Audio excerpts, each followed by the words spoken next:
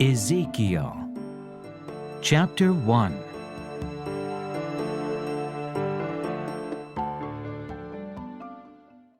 The living creatures and the glory of the Lord.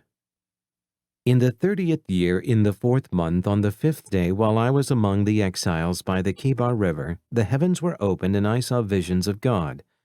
On the 5th of the month, it was the 5th year of the exile of King Jehoiachin, and the word of the Lord came to Ezekiel, the priest, the son of Buzi, by the Chebar river, in the land of the Babylonians. There the hand of the Lord was upon him. I looked, and I saw a windstorm coming out of the north, an immense cloud with flashing lightning and surrounded by brilliant light. The center of the fire looked like glowing metal, and in the fire was what looked like 4 living creatures. In appearance their form was that of a man. But each of them had 4 faces and 4 wings. Their legs were straight. Their feet were like those of a calf and gleamed like burnished bronze. Under their wings on their 4 sides they had the hands of a man.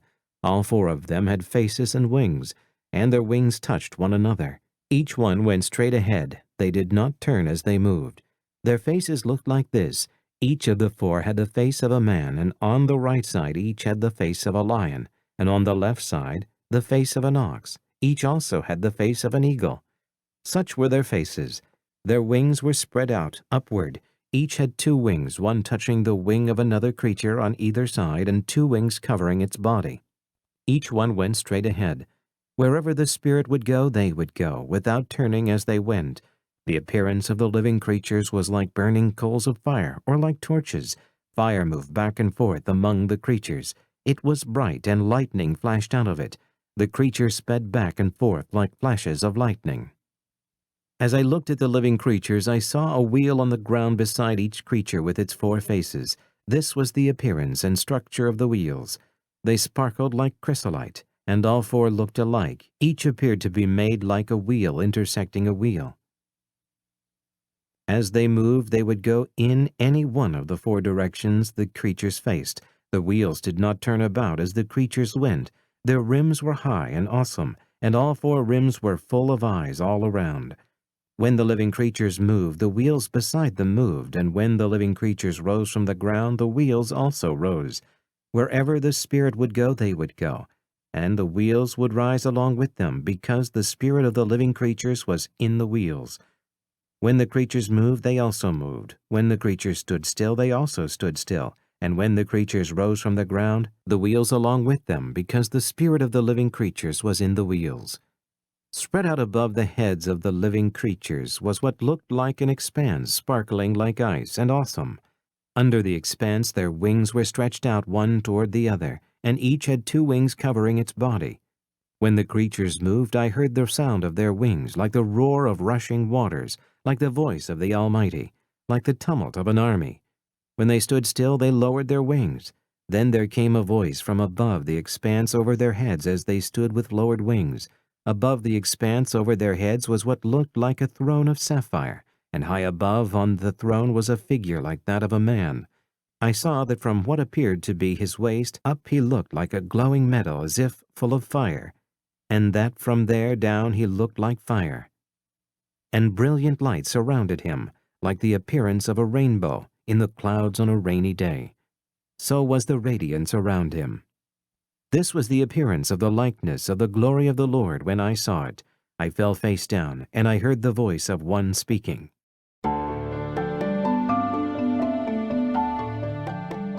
Ezekiel Chapter 2.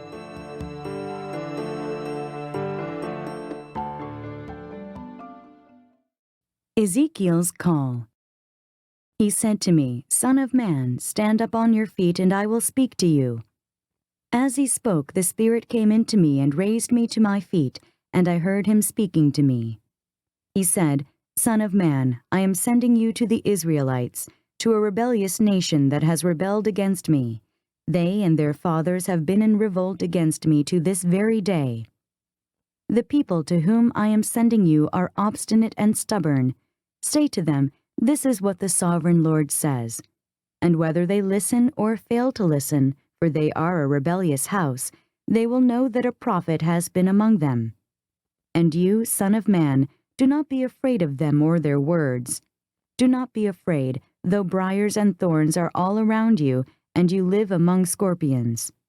Do not be afraid of what they say or terrified by them, though they are a rebellious house. You must speak my words to them, whether they listen or fail to listen, for they are rebellious. But you, Son of Man, listen to what I say to you. Do not rebel like that rebellious house. Open your mouth and eat what I give you. Then I looked, and I saw a hand stretched out to me. In it was a scroll, which he unrolled before me. On both sides of it were written words of lament and mourning and woe.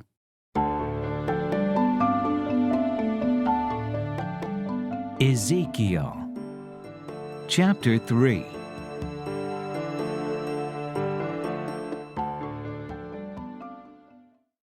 And he said to me, Son of man, eat what is before you, eat this scroll, then go and speak to the house of Israel. So I opened my mouth, and he gave me the scroll to eat. Then he said to me, Son of man, eat this scroll I am giving you, and fill your stomach with it. So I ate it, and it tasted as sweet as honey in my mouth. He then said to me, Son of man, go now to the house of Israel, and speak my words to them. You are not being sent to a people of obscure speech and difficult language, but to the house of Israel, not to many peoples of obscure speech and difficult language, whose words you cannot understand. Surely if I had sent you to them, they would have listened to you. But the house of Israel is not willing to listen to you, because they are not willing to listen to me, for the whole house of Israel is hardened and obstinate. But I will make you as unyielding and hardened as they are. I will make your forehead like the hardest stone, harder than flint. Do not be afraid of them or terrified by them, though they are a rebellious house. And he said to me, Son of man, listen carefully, and take to heart all the words I speak to you. Go now to your countrymen in exile, and speak to them. Say to them, This is what the sovereign Lord says, whether they listen or fail to listen. Then the Spirit lifted me up, and I heard behind me a loud rumbling sound. May the glory of the Lord be praised in his dwelling place, the sound of the wings of the living creatures brushing against each other, and the sound of the wheels beside them, a loud rumbling sound. The Spirit then lifted me up and took me away, and I went in bitterness and in the anger of my spirit, with the strong hand of the Lord upon me. I came to the exiles who lived at Tel Abib, near the Kebar River, and there, where they were living, I sat among them for 7 days, overwhelmed. Warning to Israel. At the end of 7 days the word of the Lord came to me, Son of man, I have made you a watchman for the house of Israel, so hear the word I speak and give them warning from me. When I say to a wicked man, You will surely die, and you do not warn him or speak out to dissuade him from his evil ways in order to save his life, that wicked man will die for his sin, and I will hold you accountable for his blood. But if you do warn the wicked man, and he does not turn from his wickedness or from his evil ways, he will die for his sin, but you will have saved yourself. Again, when a righteous man turns from his righteousness and does evil, and I put a stumbling block before him, he will die. Since you did not warn him, he will die for his sin. The righteous things he did will not be remembered, and I will hold you accountable for his blood. But if you do warn the righteous man not to sin, and he does not sin, he will surely live, because he took warning, and you will have saved yourself. The hand of the Lord was upon me there, and he said to me, Get up and go out to the plain, and there I will speak to you. So I got up and went out to the plain, and the glory of the Lord was standing there, like the glory I had seen by the Kebar River, and I fell face down. Then the Spirit came into me and raised me to my feet. He spoke to me and said, Go, shut yourself inside your house, and you, son of man, they will tie with ropes. You will be bound so that you cannot go out among the people. I will make your tongue stick to the roof of your mouth, so that you will be silent and unable to rebuke them, though they are a rebellious house. But when I speak to you, I will open your mouth, and you shall say to them, This is what the sovereign Lord says. Whoever will listen, let him listen, and whoever will refuse, let him refuse. For they are a rebellious house.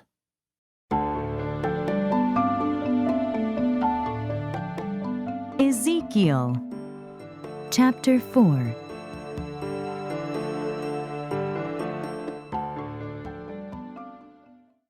Siege of Jerusalem symbolized. Now, son of man, take a clay tablet, put it in front of you, and draw the city of Jerusalem on it. Then lay siege to it, erect siege works against it, build a ramp up to it, set up camps against it, and put battering rams around it. Then take an iron pan, place it as an iron wall between you and the city, and turn your face toward it. It will be under siege, and you shall besiege it. This will be a sign to the house of Israel. Then lie on your left side and put the sin of the house of Israel upon yourself. You are to bear their sin for the number of days you lie on your side. I have assigned you the same number of days as the years of their sin. So for 390 days you will bear the sin of the house of Israel. After you have finished this, lie down again, this time on your right side, and bear the sin of the house of Judah. I have assigned you 40 days, a day for each year. Turn your face toward the siege of Jerusalem, and with bared arm prophesy against her. I will tie you up with ropes, so that you cannot turn from one side to the other until you have finished the days of your siege. Take wheat and barley, beans and lentils, millet and spelt. Put them in a storage jar and use them to make bread for yourself. You are to eat it during the 390 days you lie on your side. Weigh out 20 shekels of food to eat each day and eat it at set times. Also measure out 1/6 of a hin of water and drink it at set times. Eat the food as you would a barley cake. Bake it in the sight of the people, using human excrement for fuel. The Lord said, "In this way the people of Israel will eat defiled food among the nations where I will drive them." Then I said, "Not so, sovereign Lord. I have never defiled myself. From my youth until now I have never eaten anything found dead or torn by wild animals. No unclean meat has ever entered my mouth." "Very well," he said, "I will let you bake your bread over cow manure instead of human excrement." He then said to me, "Son of man, I will cut off the supply of food in Jerusalem. The people will eat rationed food in anxiety and drink rationed water in despair, for food and water will be scarce. They will be appalled at the sight of each other and will waste away because of their sin."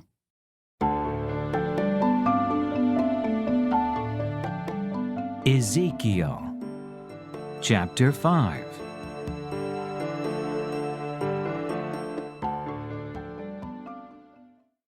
Now, son of man, take a sharp sword and use it as a barber's razor to shave your head and your beard. Then take a set of scales and divide up the hair. When the days of your siege come to an end, burn 1/3 of the hair with fire inside the city. Take 1/3 and strike it with the sword all around the city, and scatter 1/3 to the wind, for I will pursue them with drawn sword. But take a few strands of hair and tuck them away in the folds of your garment. Again take a few of these and throw them into the fire and burn them up. A fire will spread from there to the whole house of Israel.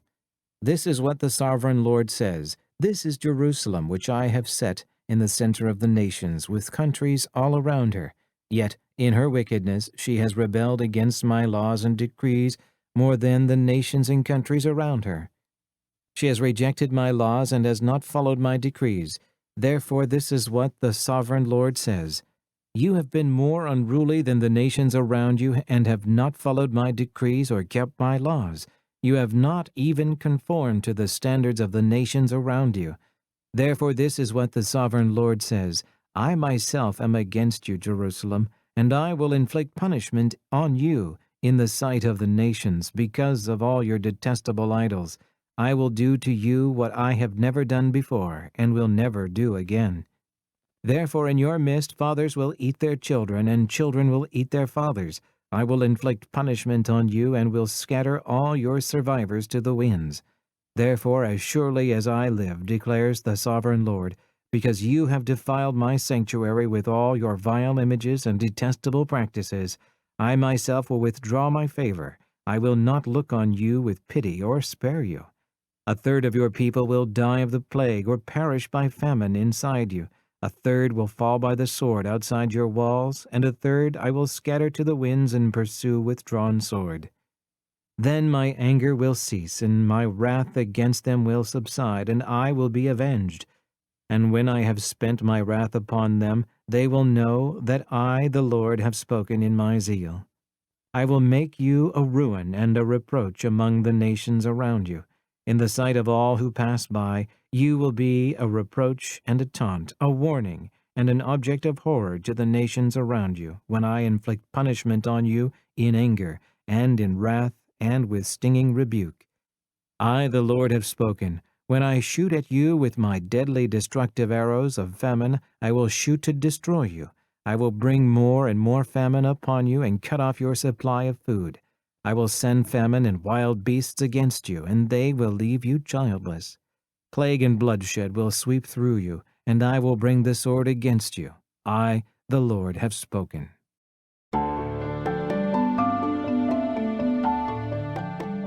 Ezekiel Chapter 6.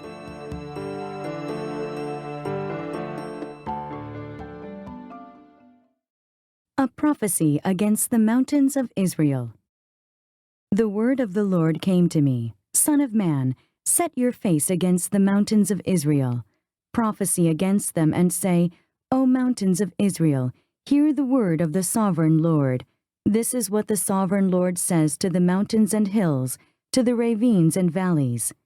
I am about to bring a sword against you, and I will destroy your high places. Your altars will be demolished, and your incense altars will be smashed, and I will slay your people in front of your idols. I will lay the dead bodies of the Israelites in front of their idols, and I will scatter your bones around your altars. Wherever you live, the towns will be laid waste, and the high places demolished, so that your altars will be laid waste and devastated, your idols smashed and ruined, your incense altars broken down, and what you have made wiped out. Your people will fall slain among you, and you will know that I am the Lord. But I will spare some, for some of you will escape the sword, when you are scattered among the lands and nations.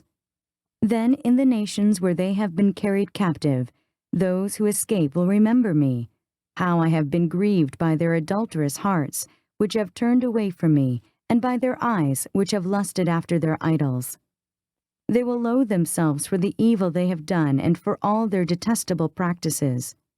And they will know that I am the Lord. I did not threaten in vain to bring this calamity on them. This is what the sovereign Lord says. Strike your hands together and stamp your feet and cry out, Alas, because of all the wicked and detestable practices of the house of Israel. For they will fall by the sword, famine, and plague. He that is far away will die of the plague, and he that is near will fall by the sword, and he that survives and is spared will die of famine. So will I spend my wrath upon them, and they will know that I am the Lord, when their people lie slain among their idols around their altars, on every high hill and on all the mountain tops, under every spreading tree and every leafy oak, places where they offered fragrant incense to all their idols. And I will stretch out my hand against them, and make the land a desolate waste from the desert to Diblah, wherever they live. Then they will know that I am the Lord.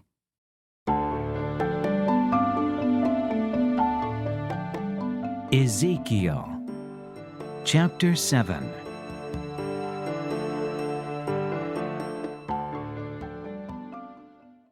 The end has come. The word of the Lord came to me, Son of man, this is what the sovereign Lord says to the land of Israel. The end has come upon the four corners of the land.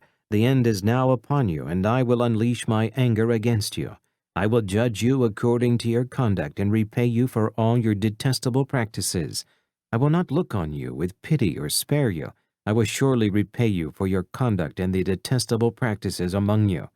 Then you will know that I am the Lord. This is what the sovereign Lord says, Disaster, an unheard of disaster is coming. The end has come. The end has come. It has aroused itself against you. It has come. Doom has come upon you, you and who dwell in the land. The time has come. The day is near. There is panic, not joy, upon the mountains. I am about to pour out my wrath on you and spend my anger against you. I will judge you according to your conduct and repay you for all your detestable practices. I will not look on you with pity or spare you. I will repay you in accordance with your conduct and the detestable practices among you. Then you will know that it is I, the Lord, who strikes the blow. The day is here, it has come.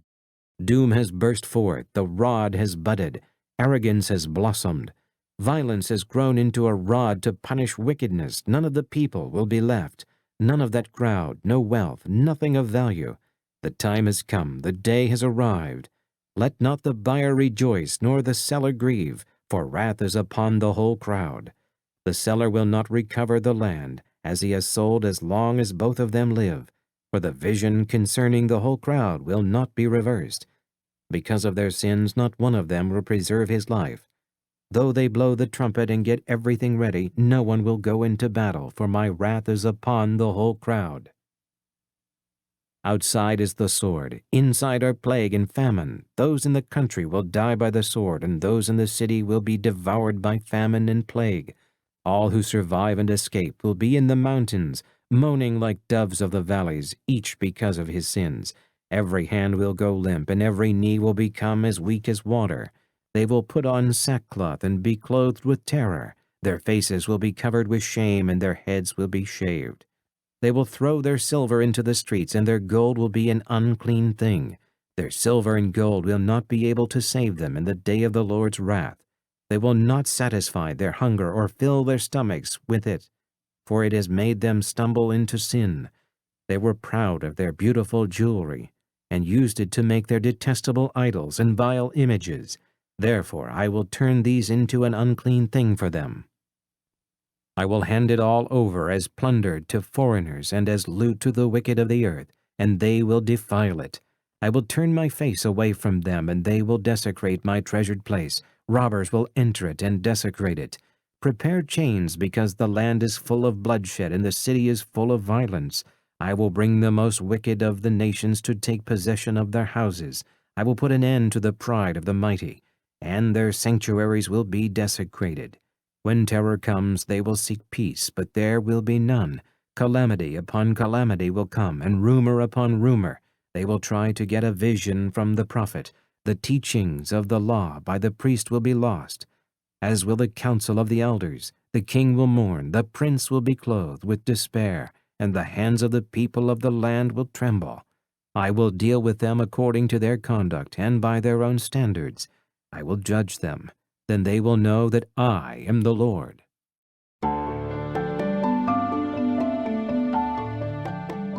Ezekiel Chapter 8.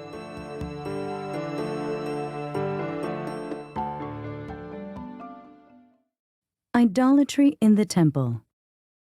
In the 6th year, in the 6th month, on the 5th day, while I was sitting in my house, and the elders of Judah were sitting before me, the hand of the sovereign Lord came upon me there. I looked, and I saw a figure like that of a man. From what appeared to be his waist down, he was like fire, and from there up his appearance was as bright as glowing metal. He stretched out what looked like a hand, and took me by the hair of my head. The Spirit lifted me up between earth and heaven, and in visions of God he took me to Jerusalem, to the entrance to the north gate of the inner court, where the idol that provokes to jealousy stood. And there before me was the glory of the God of Israel, as in the vision I had seen in the plain. Then he said to me, Son of man, look toward the north. So I looked, and in the entrance north of the gate of the altar I saw this idol of jealousy. And he said to me, Son of man, do you see what they are doing, the utterly detestable things the house of Israel is doing here, things that will drive me far from my sanctuary? But you will see things that are even more detestable. Then he brought me to the entrance to the court. I looked, and I saw a hole in the wall. He said to me, Son of man, now dig into the wall. So I dug into the wall and saw a doorway there. And he said to me, Go in and see the wicked and detestable things they are doing here. So I went in and looked, and I saw portrayed all over the walls all kinds of crawling things and detestable animals, and all the idols of the house of Israel.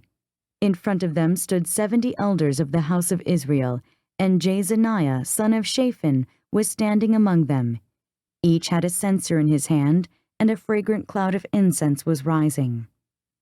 He said to me, Son of man, have you seen what the elders of the house of Israel are doing in the darkness, each at the shrine of his own idol? They say, The Lord does not see us, the Lord has forsaken the land.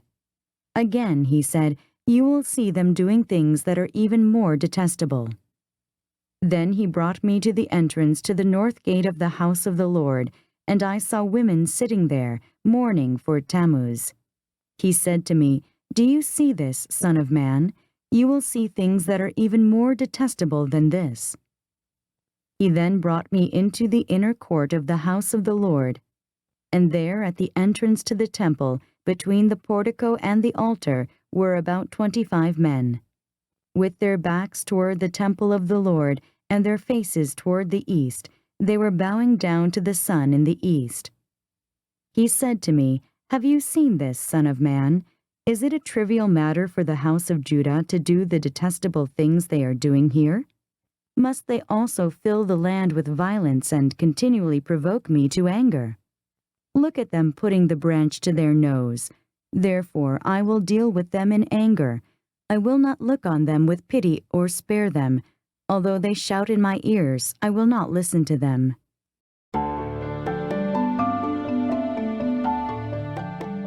Ezekiel Chapter 9.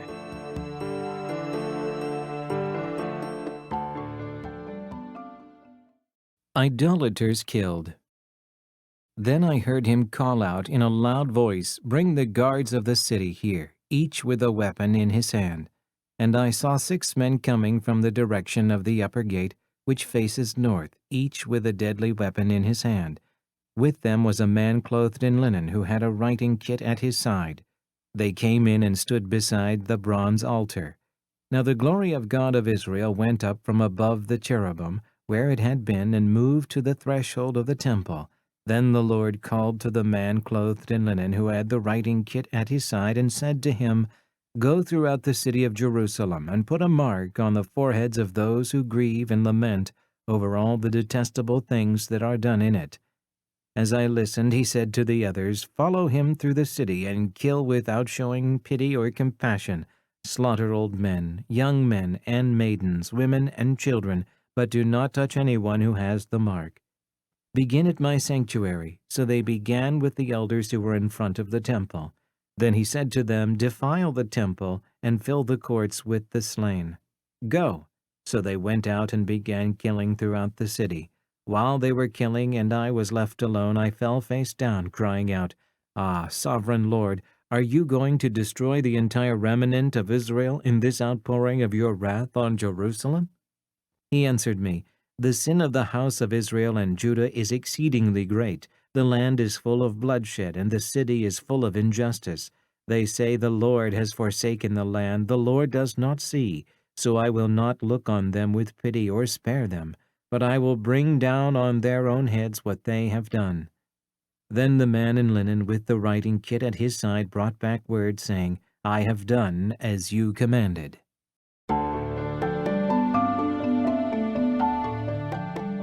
Ezekiel Chapter 10.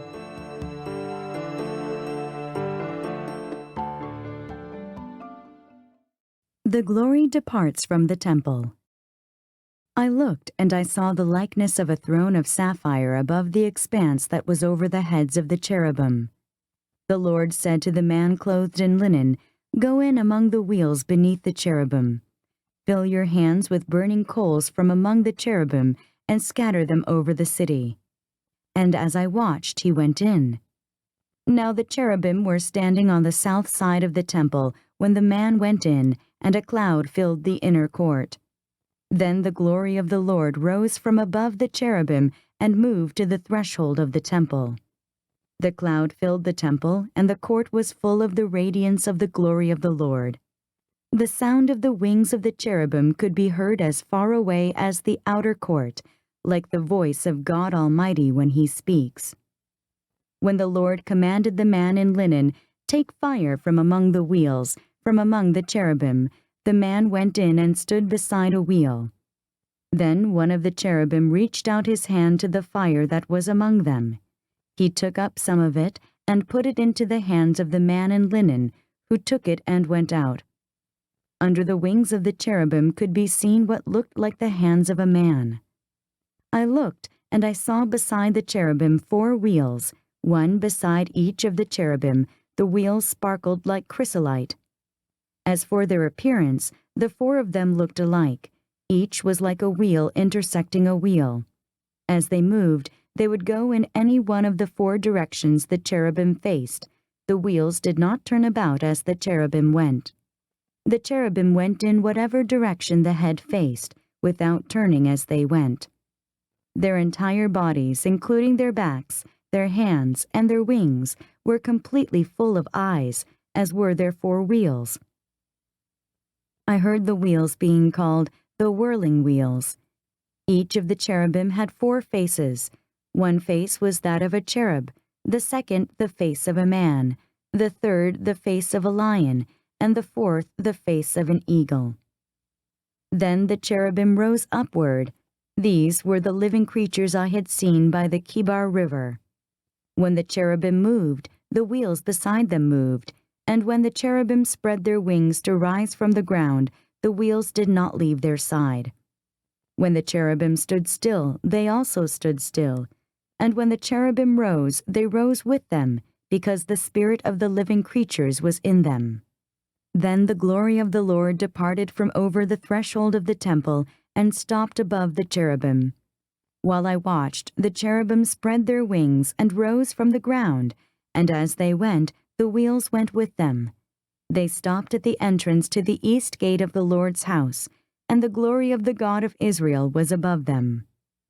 These were the living creatures I had seen beneath the God of Israel by the Kibar River, and I realized that they were cherubim. Each had 4 faces and 4 wings, and under their wings was what looked like the hands of a man. Their faces had the same appearance as those I had seen by the Kibar River. Each one went straight ahead.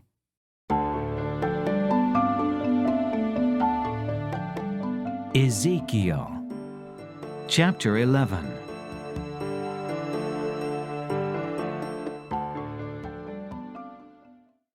Judgment on Israel's leaders. Then the Spirit lifted me up and brought me to the gate of the house of the Lord that faces east. There at the entrance to the gate were 25 men, and I saw among them Jazaniah son of Azur and Pelatiah son of Benaniah, leaders of the people. The Lord said to me, "Son of man, these are the men who are plotting evil and giving wicked advice in this city. They say, 'Will it not soon be time to build houses?' This city is a cooking pot, and we are the meat. Therefore prophesy against them, prophesy, son of man." Then the Spirit of the Lord came upon me, and he told me to say, "This is what the Lord says. This is what you are saying, O house of Israel. But I know what is going through your mind. You have killed many people in this city and filled its streets with the dead. Therefore this is what the sovereign Lord says. The bodies you have thrown there are the meat, and this city is the pot, but I will drive you out of it. You fear the sword, and the sword is what I will bring against you, declares the sovereign Lord. I will drive you out of the city and hand you over to foreigners and inflict punishment on you. You will fall by the sword, and I will execute judgment on you at the borders of Israel. Then you will know that I am the Lord. This city will not be a pot for you, nor will you be the meat in it.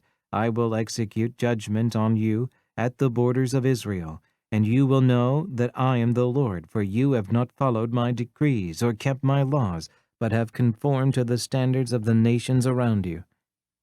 Now as I was prophesying, Pelatiah son of Benaniah died. Then I fell face down and cried out in a loud voice, "Ah, sovereign Lord, will you completely destroy the remnant of Israel?" The word of the Lord came to me, "Son of man, your brothers who are your blood relatives, and the whole house of Israel are those of whom the people of Jerusalem have said, 'They are far away from the Lord. This land was given to us as our possession.' promised return of Israel. Therefore say, This is what the sovereign Lord says, Although I sent them far away among the nations and scattered them among the countries, yet for a little while I have been a sanctuary for them in the countries where they have gone. Therefore say, This is what the sovereign Lord says, I will gather you from the nations and bring you back from the countries where you have been scattered, and I will give you back the land of Israel again. They will return to it and remove all its vile images and detestable idols. I will give them an undivided heart and put a new spirit in them. I will remove from them their heart of stone and give them a heart of flesh. Then they will follow my decrees and be careful to keep my laws. They will be my people and I will be their God. But as for those whose hearts are devoted to their vile images and detestable idols, I will bring down on their own heads what they have done, declares the sovereign Lord. Then in the cherubim with the wheels beside them spread their wings, and the glory of the God of Israel was above them. The glory of the Lord went up from within the city, and stopped above the mountain east of it. The Spirit lifted me up and brought me to the exiles in Babylonia, in the vision given by the Spirit of God. Then the vision I had seen went up from me, and I told the exiles everything the Lord had shown me.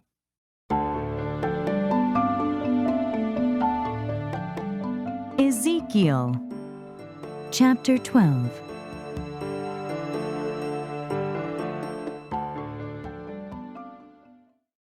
The exile symbolized. The word of the Lord came to me, Son of man, you are living among a rebellious people. They have eyes to see but do not see, and ears to hear but do not hear, for they are a rebellious people. Therefore, Son of man, pack your belongings for exile, and in the daytime, as they watch, set out and go from where you are to another place. Perhaps they will understand, though they are a rebellious house. During the daytime, while they watch, bring out your belongings packed for exile. Then in the evening, while they are watching, go out like those who go into exile. While they watch, dig through the wall and take your belongings out through it. Put them on your shoulder as they are watching, and carry them out at dusk. Cover your face so that you cannot see the land, for I have made you a sign to the house of Israel. So I did as I was commanded. During the day I brought out my things packed for exile. Then in the evening I dug through the wall with my hands. I took my belongings out at dusk, carrying them on my shoulders while they watched. In the morning the word of the Lord came to me. Son of man, did not that rebellious house of Israel ask you, What are you doing? Say to them, This is what the sovereign Lord says. This oracle concerns the prince in Jerusalem and the whole house of Israel who are there. Say to them, I am a sign to you. As I have done, so it will be done to them. They will go into exile as captives. The prince among them will put his things on his shoulder at dusk and leave, and a hole will be dug in the wall for him to go through. He will cover his face so that he cannot see the land. I will spread my net for him, and he will be caught in my snare. I will bring him to Babylonia, the land of the Chaldeans, but he will not see it, and there he will die. I will scatter to the winds all those around him, his staff and all his troops, and I will pursue them with drawn sword. They will know that I am the Lord, when I disperse them among the nations and scatter them through the countries. But I will spare a few of them from the sword, famine, and plague, so that in the nations where they go they may acknowledge all their detestable practices. Then they will know that I am the Lord. The word of the Lord came to me, Son of man, tremble as you eat your food, and shudder in fear as you drink your water. Say to the people of the land, This is what the sovereign Lord says about those living in Jerusalem and in the land of Israel. They will eat their food in anxiety and drink their water in despair, for their land will be stripped of everything in it because of the violence of all who live there. The inhabited towns will be laid waste, and the land will be desolate. Then you will know that I am the Lord. The word of the Lord came to me, Son of man, what is this proverb you have in the land of Israel? The days go by and every vision comes to nothing. Say to them, this is what the sovereign Lord says. I am going to put an end to this proverb, and they will no longer quote it in Israel. Say to them, the days are near when every vision will be fulfilled. For there will be no more false visions or flattering divinations among the people of Israel. But I, the Lord, will speak what I will, and it shall be fulfilled without delay. For in your days, you rebellious house, I will fulfill whatever I say, declares the sovereign Lord. The word of the Lord came to me, Son of man, the house of Israel is saying, the vision he sees is for many years from now, and he prophesies about the distant future. Therefore say to them, this is what the sovereign Lord says, none of my words will be delayed any longer. Whatever I say will be fulfilled, declares the sovereign Lord.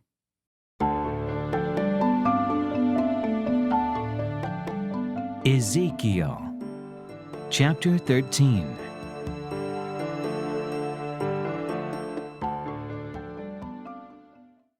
False prophets condemned. The word of the Lord came to me, Son of man, prophesy against the prophets of Israel who are now prophesying. Say to those who prophesy out of their own imagination, hear the word of the Lord. This is what the sovereign Lord says. Woe to the foolish prophets who follow their own spirit and have seen nothing. Your prophets, O Israel, are like jackals among ruins. You have not gone up to the breaks in the wall to repair it for the house of Israel, so that it will stand firm in the battle on the day of the Lord. Their visions are false, and their divinations a lie. They say, the Lord declares, when the Lord has not sent them, yet they expect their words to be fulfilled. Have you not seen false visions and uttered lying divinations when you say, the Lord declares, though I have not spoken? Therefore this is what the sovereign Lord says, because of your false words and lying visions, I am against you, declares the sovereign Lord.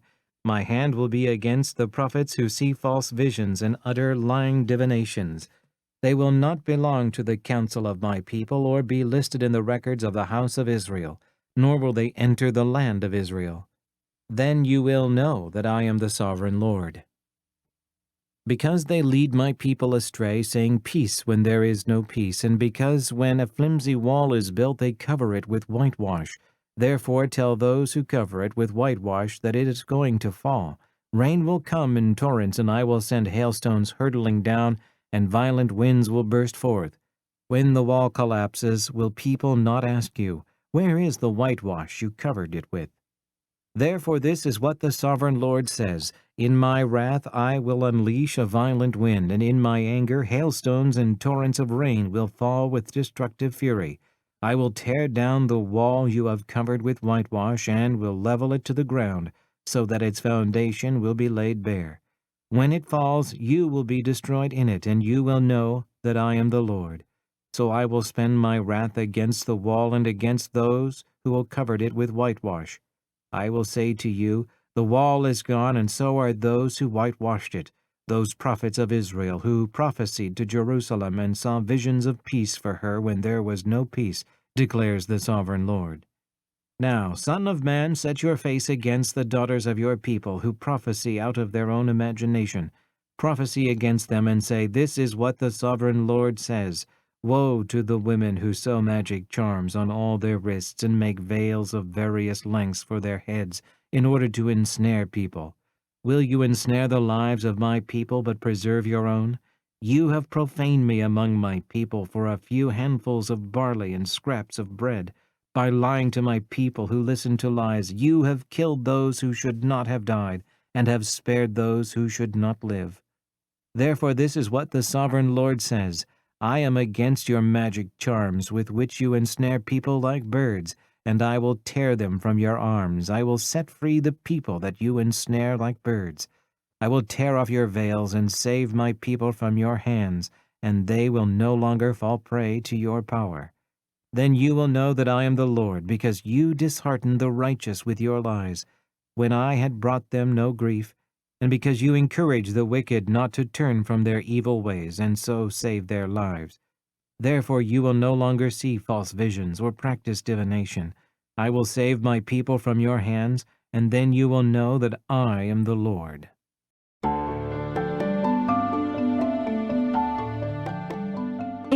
Ezekiel Chapter 14.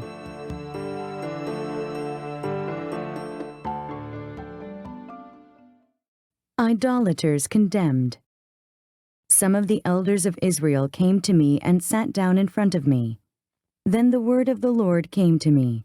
Son of man, these men have set up idols in their hearts and put wicked stumbling blocks before their faces.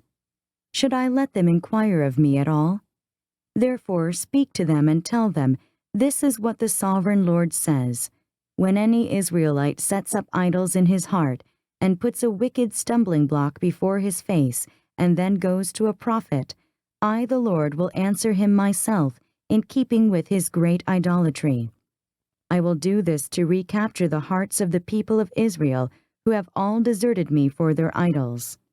Therefore say to the house of Israel, this is what the sovereign Lord says. Repent, turn from your idols, and renounce all your detestable practices. When any Israelite or any alien living in Israel separates himself from me and sets up idols in his heart and puts a wicked stumbling block before his face and then goes to a prophet to inquire of me, I, the Lord, will answer him myself. I will set my face against that man and make him an example and a byword. I will cut him off from my people. Then you will know that I am the Lord. And if the prophet is enticed to utter a prophecy, I, the Lord, have enticed that prophet, and I will stretch out my hand against him and destroy him from among my people Israel. They will bear their guilt. The prophet will be as guilty as the one who consults him. Then the people of Israel will no longer stray from me, nor will they defile themselves any more with all their sins. They will be my people, and I will be their God, declares the sovereign Lord. Judgment inescapable. The word of the Lord came to me, Son of man, if a country sins against me by being unfaithful, and I stretch out my hand against it to cut off its food supply and send famine upon it and kill its men and their animals, even if these three men, Noah, Daniel, and Job, were in it, they could save only themselves by their righteousness, declares the sovereign Lord. Or if I send wild beasts through that country, and they leave it childless, and it becomes desolate so that no one can pass through it because of the beasts, as surely as I live, declares the sovereign Lord, even if these three men were in it, they could not save their own sons or daughters. They alone would be saved, but the land would be desolate. Or if I bring a sword against that country and say, let the sword pass throughout the land, and I kill its men and their animals, as surely as I live, declares the sovereign Lord, even if these three men were in it, they could not save their own sons or daughters. They alone would be saved. Or if I send a plague into that land and pour out my wrath upon it through bloodshed, killing its men and their animals, as surely as I live, declares the sovereign Lord, even if Noah, Daniel, and Job were in it, they could save neither son nor daughter. They would save only themselves by their righteousness. For this is what the sovereign Lord says, how much worse will it be when I send against Jerusalem my 4 dreadful judgments, sword and famine and wild beasts and plague, to kill its men and their animals. Yet there will be some survivors, sons and daughters who will be brought out of it. They will come to you, and when you see their conduct and their actions, you will be consoled regarding the disaster I have brought upon Jerusalem, every disaster I have brought upon it. You will be consoled when you see their conduct and their actions, for you will know that I have done nothing in it without cause, declares the sovereign Lord.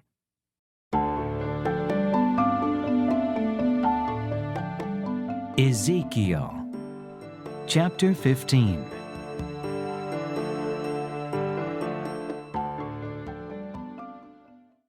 Jerusalem, a useless vine. The word of the Lord came to me, Son of man, how is the wood of a vine better than that of a branch on any of the trees in the forest? Is wood ever taken from it to make anything useful? Do they make pegs from it to hang things on? And after it is thrown on the fire as fuel, and the fire burns both ends and chars the middle, Is it then useful for anything? If it was not useful for anything when it was whole, how much less can it be made into something useful when the fire has burned it and it is charred? Therefore this is what the sovereign Lord says, as I have given the wood of the vine among the trees of the forest as fuel for the fire, so will I treat the people living in Jerusalem.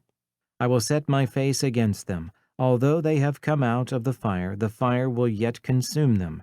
And when I set my face against them, you will know that I am the Lord. I will make the land desolate because they have been unfaithful, declares the sovereign Lord.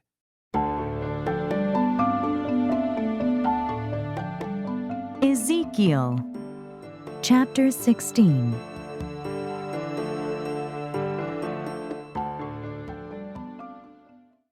An allegory of unfaithful Jerusalem.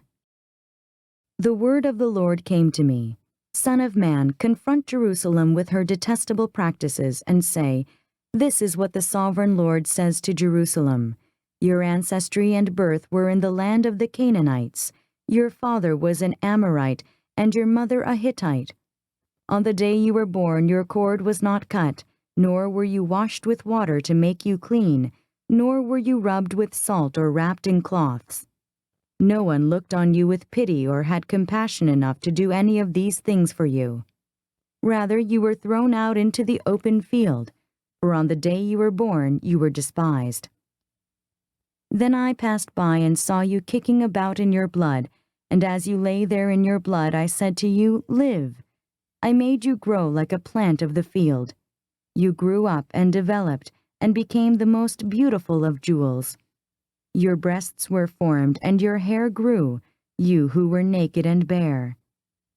Later I passed by, and when I looked at you and saw that you were old enough for love, I spread the corner of my garment over you and covered your nakedness. I gave you my solemn oath and entered into a covenant with you, declares the sovereign Lord, and you became mine. I bathed you with water and washed the blood from you and put ointments on you. I clothed you with an embroidered dress and put leather sandals on you. I dressed you in fine linen and covered you with costly garments. I adorned you with jewelry. I put bracelets on your arms and a necklace around your neck, and I put the ring on your nose, earrings on your ears, and a beautiful crown on your head. So you were adorned with gold and silver. Your clothes were of fine linen and costly fabric and embroidered cloth. Your food was fine flour, honey, and olive oil. You became very beautiful and rose to be a queen. And your fame spread among the nations on account of your beauty, because the splendor I had given you made your beauty perfect, declares the sovereign Lord. But you trusted in your beauty and used your fame to become a prostitute. You lavished your favors on anyone who passed by, and your beauty became his. You took some of your garments to make gaudy high places, where you carried on your prostitution. Such things should not happen, nor should they ever occur. You also took the fine jewelry I gave you, the jewelry made of my gold and silver, and you made for yourself male idols, and engaged in prostitution with them. And you took your embroidered clothes to put on them, and you offered my oil and incense before them. Also the food I provided for you, the fine flour, olive oil, and honey I gave you to eat, you offered as a fragrant incense before them. That is what happened, declares the sovereign Lord. And you took your sons and daughters whom you bore to me and sacrificed them as food to the idols. Was your prostitution not enough? You slaughtered my children and sacrificed them to the idols. In all your detestable practices and your prostitution, you did not remember the days of your youth, when you were naked and bare, kicking about in your blood. Woe, woe to you, declares the sovereign Lord. In addition to all your other wickedness, you built a mound for yourself and made a lofty shrine in every public square. At the head of every street, you built your lofty shrines and degraded your beauty, offering your body with increasing promiscuity to anyone who passed by. You engaged in prostitution with the Egyptians, your lustful neighbors, and provoked me to anger with your increasing promiscuity. So I stretched out my hand against you and reduced your territory. I gave you over to the greed of your enemies, the daughters of the Philistines, who were shocked by your lewd conduct. You engaged in prostitution with the Assyrians too, because you were insatiable, and even after that you still were not satisfied. Then you increased your promiscuity to include Babylonia, a land of merchants, but even with this you were not satisfied. How weak-willed you are, declares the Sovereign Lord, when you do all these things, acting like a brazen prostitute, when you built your mounds at the head of every street and made your lofty shrines in every public square. You were unlike a prostitute, because you scorned payment. You adulterous wife, you prefer strangers to your own husband. Every prostitute receives a fee, but you give gifts to all your lovers, bribing them to come to you from everywhere for your illicit favors. So in your prostitution you are the opposite of others. No one runs after you for your favors. You are the very opposite, for you give payment, and none is given to you. Therefore, you prostitute, hear the word of the Lord. This is what the Sovereign Lord says. Because you poured out your wealth and exposed your nakedness in your promiscuity with your lovers, and because of all your detestable idols, and because you gave them your children's blood, therefore I am going to gather all your lovers with whom you found pleasure, those you loved as well as those you hated. I will gather them against you from all around, and will strip you in front of them, and they will see all your nakedness. I will sentence you to the punishment of women who commit adultery and who shed blood. I will bring upon you the blood vengeance of my wrath and jealous anger. Then I will hand you over to your lovers, and they will tear down your mounds and destroy your lofty shrines. They will strip you of your clothes and take your fine jewelry and leave you naked and bare. They will bring a mob against you, who will stone you and hack you to pieces with their swords. They will burn down your houses and inflict punishment on you in the sight of many women. I will put a stop to your prostitution, and you will no longer pay your lovers. Then my wrath against you will subside, and my jealous anger will turn away from you. I will be calm and no longer angry. Because you did not remember the days of your youth, but enraged me with all these things, I will surely bring down on your head what you have done, declares the Sovereign Lord. Did you not add lewdness to all your other detestable practices? Everyone who quotes Proverbs will quote this proverb about you, like mother, like daughter. You are a true daughter of your mother, who despised her husband and her children, and you are a true sister of your sisters, who despised their husbands and their children.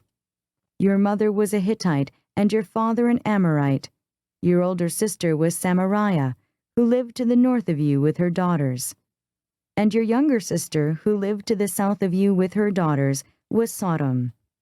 You not only walked in their ways and copied their detestable practices, but in all your ways you soon became more depraved than they. As surely as I live, declares the Sovereign Lord, your sister Sodom and her daughters never did what you and your daughters have done.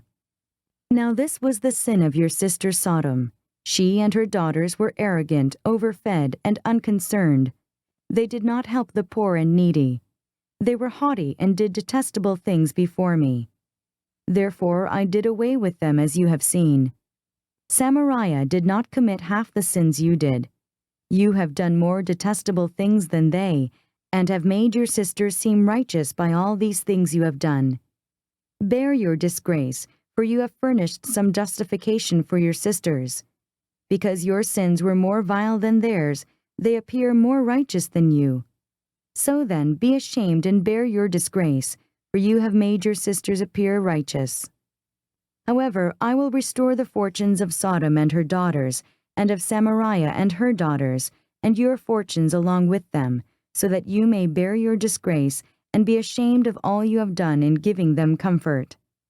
And your sisters, Sodom with her daughters, and Samaria with her daughters, will return to what they were before, and you and your daughters will return to what you were before. You would not even mention your sister Sodom in the day of your pride, before your wickedness was uncovered.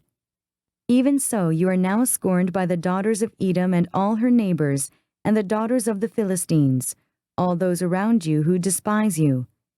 You will bear the consequences of your lewdness and your detestable practices, declares the Lord. This is what the sovereign Lord says. I will deal with you as you deserve, because you have despised my oath by breaking the covenant. Yet I will remember the covenant I made with you in the days of your youth, and I will establish an everlasting covenant with you. Then you will remember your ways and be ashamed when you receive your sisters, both those who are older than you and those who are younger. I will give them to you as daughters, but not on the basis of my covenant with you. So I will establish my covenant with you, and you will know that I am the Lord. Then, when I make atonement for you for all you have done, you will remember and be ashamed, and never again open your mouth because of your humiliation, declares the sovereign Lord.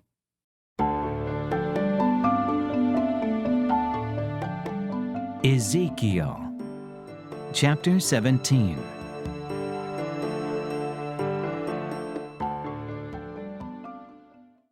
Two eagles and a vine. The word of the Lord came to me, Son of man, set forth an allegory and tell the house of Israel a parable. Say to them, this is what the sovereign Lord says. A great eagle with powerful wings, long feathers, and full plumage of varied colors comes to Lebanon. Taking hold of the top of a cedar, he broke off its topmost shoot and carried it away to a land of merchants, where he planted it in a city of traders. He took some of the seed of your land and put it in fertile soil. He planted it like a willow by abundant water, and it sprouted and became a low spreading vine. Its branches turned toward him, but its roots remained under it. So it became a vine and produced branches and put out leafy boughs. But there was another great eagle with powerful wings and full plumage. The vine now sent out its roots toward him from the plot where it was planted and stretched out its branches to him for water.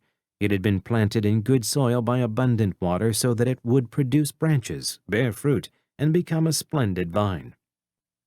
Say to them, this is what the sovereign Lord says. Will it thrive? Will it not be uprooted and stripped of its fruit so that it withers? All this new growth will wither. It will not take a strong arm or many people to pull it up by the roots. Even if it is transplanted, will it thrive? Will it not wither completely when the east wind strikes it, wither away in the plot where it grew? Then the word of the Lord came to me. Say to this rebellious house, do you not know what these things mean?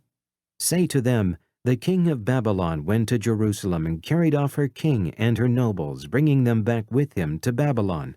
Then he took a member of the royal family and made a treaty with him, putting him under oath. He also carried away the leading men of the land, so that the kingdom would be brought low, unable to rise again, surviving only by keeping his treaty. But the king rebelled against him by sending his envoys to Egypt to get horses and a large army. Will he succeed? Will he who does such things escape? Will he break the treaty and yet escape? As surely as I live, declares the sovereign Lord, he shall die in Babylon, in the land of the king who put him on the throne, whose oath he despised and whose treaty he broke. Pharaoh with his mighty army and great horde will be of no help to him in war. When ramps are built and siege works erected to destroy many lives, he despised the oath by breaking the covenant, because he had given his hand in pledge, and yet did all these things, he shall not escape. Therefore this is what the sovereign Lord says, as surely as I live, I will bring down on his head my oath that he despised and my covenant that he broke. I will spread my net for him, and he will be caught in my snare. I will bring him to Babylon and execute judgment upon him, there because he was unfaithful to me. All his fleeting troops will fall by the sword, and the survivors will be scattered to the winds. Then you will know that I, the Lord, have spoken. This is what the sovereign Lord says. I myself will take a shoot from the very top of a cedar and plant it. I will break off a tender sprig from its topmost shoots and plant it on a high and lofty mountain. On the mountain heights of Israel I will plant it. It will produce branches and bear fruit and become a splendid cedar. Birds of every kind will nest in it. They will find shelter in the shade of its branches. All the trees of the field will know that I, the Lord, bring down the tall tree and make the low tree grow tall. I dry up the green tree and make the dry tree flourish. I, the Lord, have spoken, and I will do it.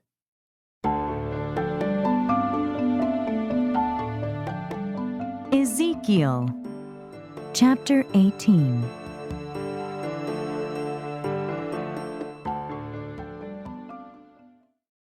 The soul who sins will die. The word of the Lord came to me. What do you people mean by quoting this proverb about the land of Israel? The fathers eat sour grapes, and the children's teeth are set on edge. As surely as I live, declares the sovereign Lord, you will no longer quote this proverb in Israel.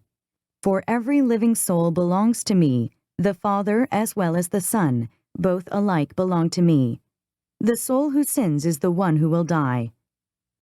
Suppose there is a righteous man who does what is just and right. He does not eat at the mountain shrines or look to the idols of the house of Israel. He does not defile his neighbor's wife or lie with a woman during her period. He does not oppress anyone, but returns what he took in pledge for a loan. He does not commit robbery, but gives his food to the hungry and provides clothing for the naked. He does not lend at usury or take excessive interest. He withholds his hand from doing wrong and judges fairly between man and man. He follows my decrees and faithfully keeps my laws. That man is righteous. He will surely live, declares the sovereign Lord.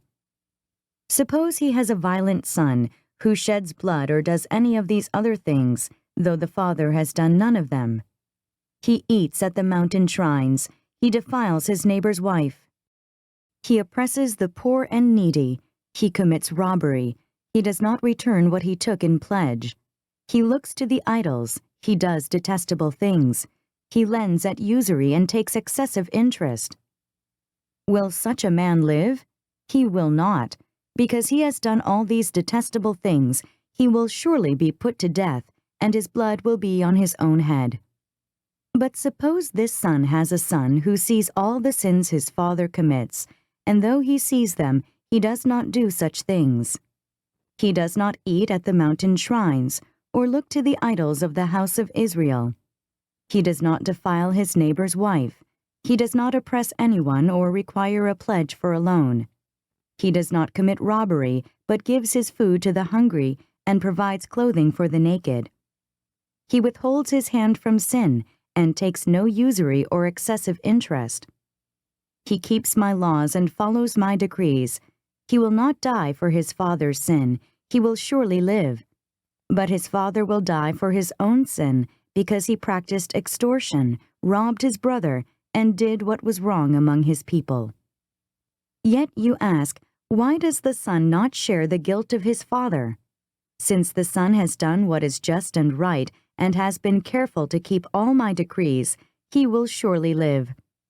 The soul who sins is the one who will die. The son will not share the guilt of the father, nor will the father share the guilt of the son. The righteousness of the righteous man will be credited to him, and the wickedness of the wicked will be charged against him. But if a wicked man turns away from all the sins he has committed, and keeps all my decrees, and does what is just and right, he will surely live. He will not die. None of the offenses he has committed will be remembered against him. Because of the righteous things he has done, he will live. Do I take any pleasure in the death of the wicked, declares the sovereign Lord? Rather, am I not pleased when they turn from their ways and live? But if a righteous man turns from his righteousness and commits sin and does the same detestable things the wicked man does, will he live? None of the righteous things he has done will be remembered. Because of the unfaithfulness he is guilty of, and because of the sins he has committed, he will die. Yet you say, the way of the Lord is not just. Hear, O house of Israel, is my way unjust? Is it not your ways that are unjust? If a righteous man turns from his righteousness and commits sin, he will die for it. Because of the sin he has committed, he will die. But if a wicked man turns away from the wickedness he has committed and does what is just and right, he will save his life. Because he considers all the offenses he has committed and turns away from them, he will surely live. He will not die. Yet the house of Israel says, "The way of the Lord is not just." Are my ways unjust, O house of Israel? Is it not your ways that are unjust? Therefore, O house of Israel, I will judge you, each one according to his ways, declares the sovereign Lord. Repent, turn away from all your offenses, then sin will not be your downfall. Rid yourselves of all the offenses you have committed, and get a new heart and a new spirit. Why will you die, O house of Israel? For I take no pleasure in the death of anyone, declares the sovereign Lord. Repent and live.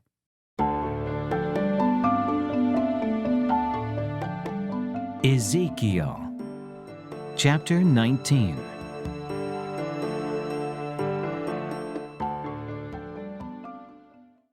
A lament for Israel's princes.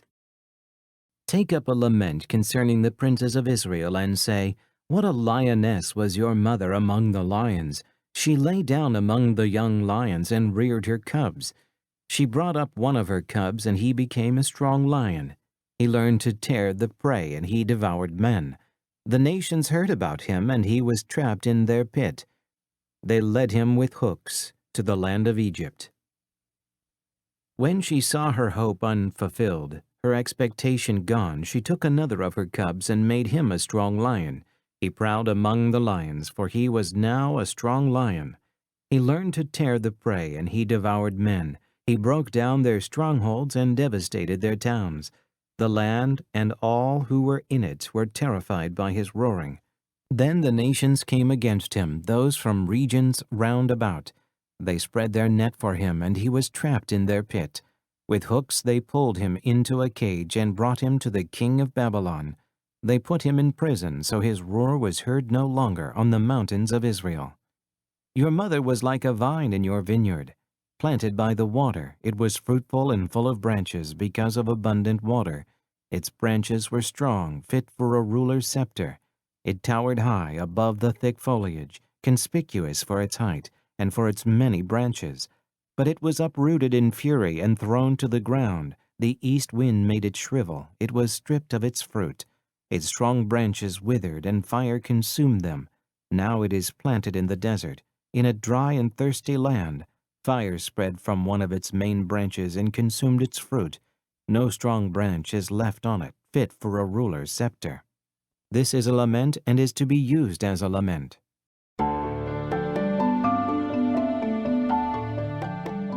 Ezekiel Chapter 20.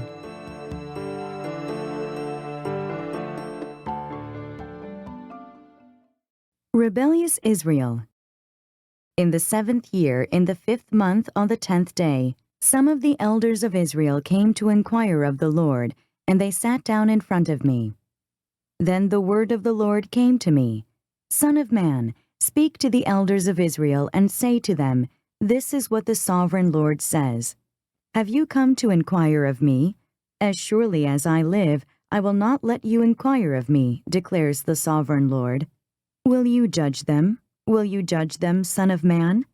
Then confront them with the detestable practices of their fathers, and say to them, This is what the sovereign Lord says.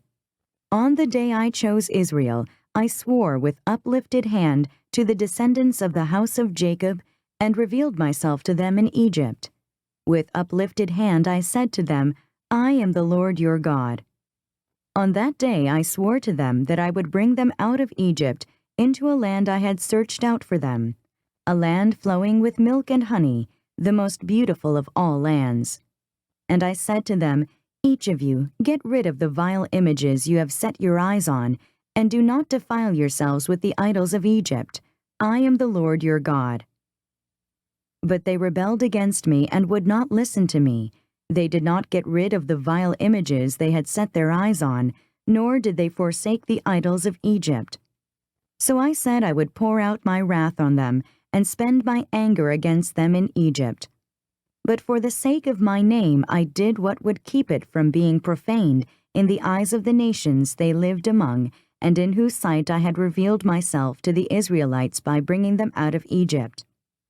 Therefore I led them out of Egypt and brought them into the desert. I gave them my decrees and made known to them my laws, for the man who obeys them will live by them. Also I gave them my Sabbaths as a sign between us, so they would know that I, the Lord, made them holy. Yet the people of Israel rebelled against me in the desert. They did not follow my decrees, but rejected my laws, although the man who obeys them will live by them, and they utterly desecrated my Sabbaths. So I said I would pour out my wrath on them and destroy them in the desert. But for the sake of my name I did what would keep it from being profaned in the eyes of the nations in whose sight I had brought them out. Also with uplifted hand I swore to them in the desert that I would not bring them into the land I had given them, a land flowing with milk and honey, most beautiful of all lands, because they rejected my laws and did not follow my decrees and desecrated my Sabbaths. For their hearts were devoted to their idols. Yet I looked on them with pity and did not destroy them or put an end to them in the desert. I said to their children in the desert, "Do not follow the statutes of your fathers, or keep their laws, or defile yourselves with their idols. I am the Lord your God. Follow my decrees and be careful to keep my laws. Keep my Sabbaths holy, that they may be a sign between us. Then you will know that I am the Lord your God."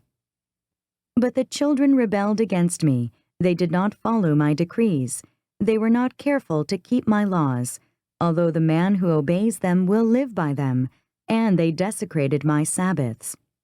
So I said I would pour out my wrath on them and spend my anger against them in the desert.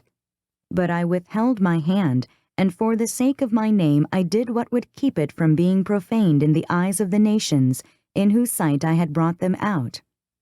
Also with uplifted hand I swore to them in the desert that I would disperse them among the nations and scatter them through the countries, because they had not obeyed my laws, but had rejected my decrees and desecrated my Sabbaths, and their eyes lusted after their fathers' idols. I also gave them over to statutes that were not good, and laws they could not live by. I let them become defiled through their gifts, the sacrifice of every firstborn, that I might fill them with horror, so they would know that I am the Lord. Therefore, Son of man, speak to the people of Israel and say to them, "This is what the sovereign Lord says. In this also your fathers blasphemed me by forsaking me. When I brought them into the land I had sworn to give them, and they saw any high hill or any leafy tree, there they offered their sacrifices, made offerings that provoked me to anger, presented their fragrant incense, and poured out their drink offerings. Then I said to them, 'What is this high place you go to?' It is called Bama to this day." Judgment and Restoration. Therefore say to the house of Israel, "This is what the sovereign Lord says. Will you defile yourselves the way your fathers did, and lust after their vile images? When you offer your gifts, the sacrifice of your sons in the fire, you continue to defile yourselves with all your idols to this day. Am I to let you inquire of me, O house of Israel? As surely as I live, declares the sovereign Lord, I will not let you inquire of me. You say, we want to be like the nations, like the peoples of the world who serve wood and stone. But what you have in mind will never happen. As surely as I live, declares the sovereign Lord, I will rule over you with a mighty hand and an outstretched arm and with outpoured wrath. I will bring you from the nations and gather you from the countries where you have been scattered, with a mighty hand and an outstretched arm and with outpoured wrath. I will bring you into the desert of the nations, and there, face to face, I will execute judgment upon you. As I judged your fathers in the desert of the land of Egypt, so I will judge you, declares the sovereign Lord. I will take note of you as you pass under my rod, and I will bring you into the bond of the covenant. I will purge you of those who revolt and rebel against me. Although I will bring them out of the land where they are living, yet they will not enter the land of Israel. Then you will know that I am the Lord. As for you, O house of Israel, this is what the sovereign Lord says. Go and serve your idols, every one of you. But afterward you will surely listen to me and no longer profane my holy name with your gifts and idols. For on my holy mountain, the high mountain of Israel, declares the sovereign Lord, there in the land the entire house of Israel will serve me, and there I will accept them. There I will require your offerings and your choice gifts, along with all your holy sacrifices. I will accept you as fragrant incense when I bring you out from the nations and gather you from the countries where you have been scattered. And I will show myself holy among you in the sight of the nations. Then you will know that I am the Lord when I bring you into the land of Israel, the land I had sworn with uplifted hand to give to your fathers. There you will remember your conduct and all the actions by which you have defiled yourselves, and you will loathe yourselves for all the evil you have done. You will know that I am the Lord when I deal with you for my name's sake, and not according to your evil ways and your corrupt practices, O house of Israel, declares the sovereign Lord. Prophecy against the south. The word of the Lord came to me. Son of man, set your face toward the south, preach against the south, and prophesy against the forest of the southland. Say to the southern forest, hear the word of the Lord. This is what the sovereign Lord says. I am about to set fire to you, and it will consume all your trees, both green and dry. The blazing flame will not be quenched, and every face from south to north will be scorched by it. Everyone will see that I, the Lord, have kindled it. It will not be quenched. Then I said, Ah, sovereign Lord, they are saying of me, isn't he just telling parables?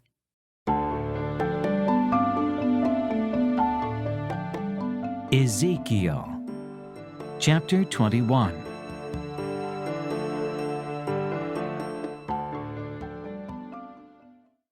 Babylon, God's sword of judgment.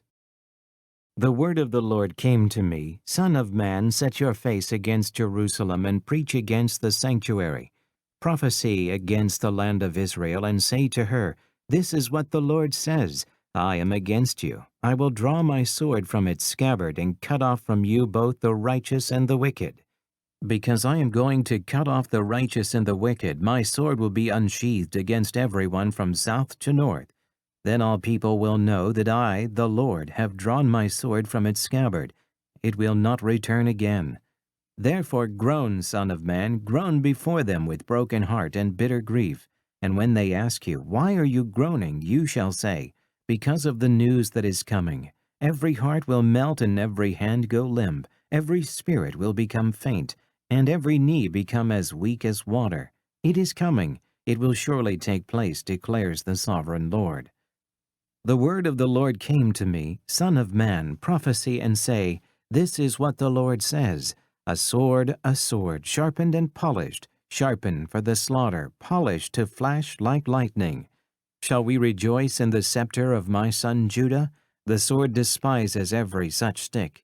The sword is appointed to be polished, to be grasped with the hand. It is sharpened and polished, made ready for the hand of the slayer. Cry out and wail, Son of man, for it is against my people. It is against all the princes of Israel. They are thrown to the sword along with my people. Therefore beat your breast. Testing will surely come. And what if the scepter of Judah, which the sword despises, does not continue, declares the sovereign Lord. So then, Son of man, prophesy and strike your hands together. Let the sword strike twice, even 3 times. It is a sword for slaughter, a sword for great slaughter, closing in on them from every side, so that hearts may melt and the fallen be many. I have stationed the sword for slaughter at all their gates. Oh, it is made to flash like lightning. It is grasped for slaughter. O sword, slash to the right, then to the left, wherever your blade is turned.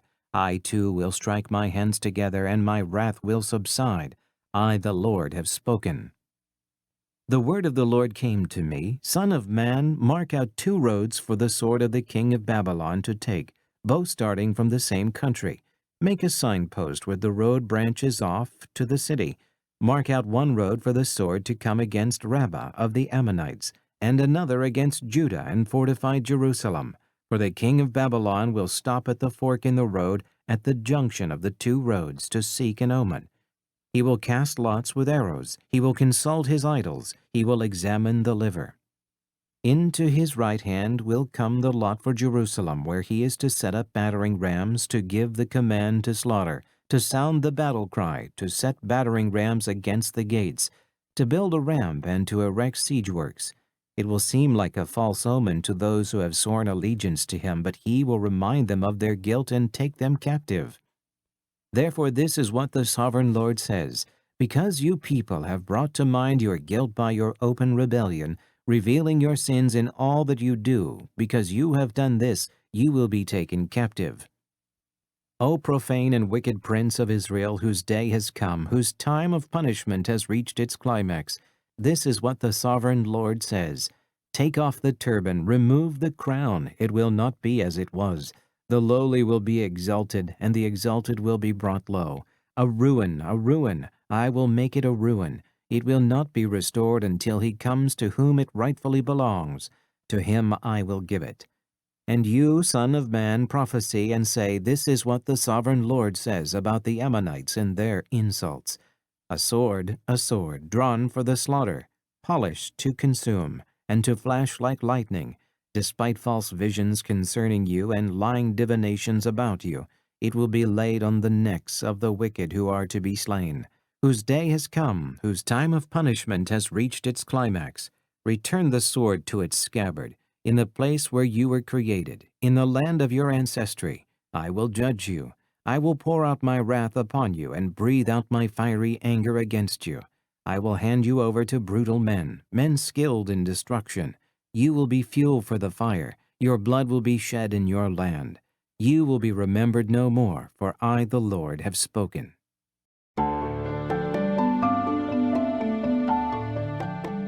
Ezekiel Chapter 22.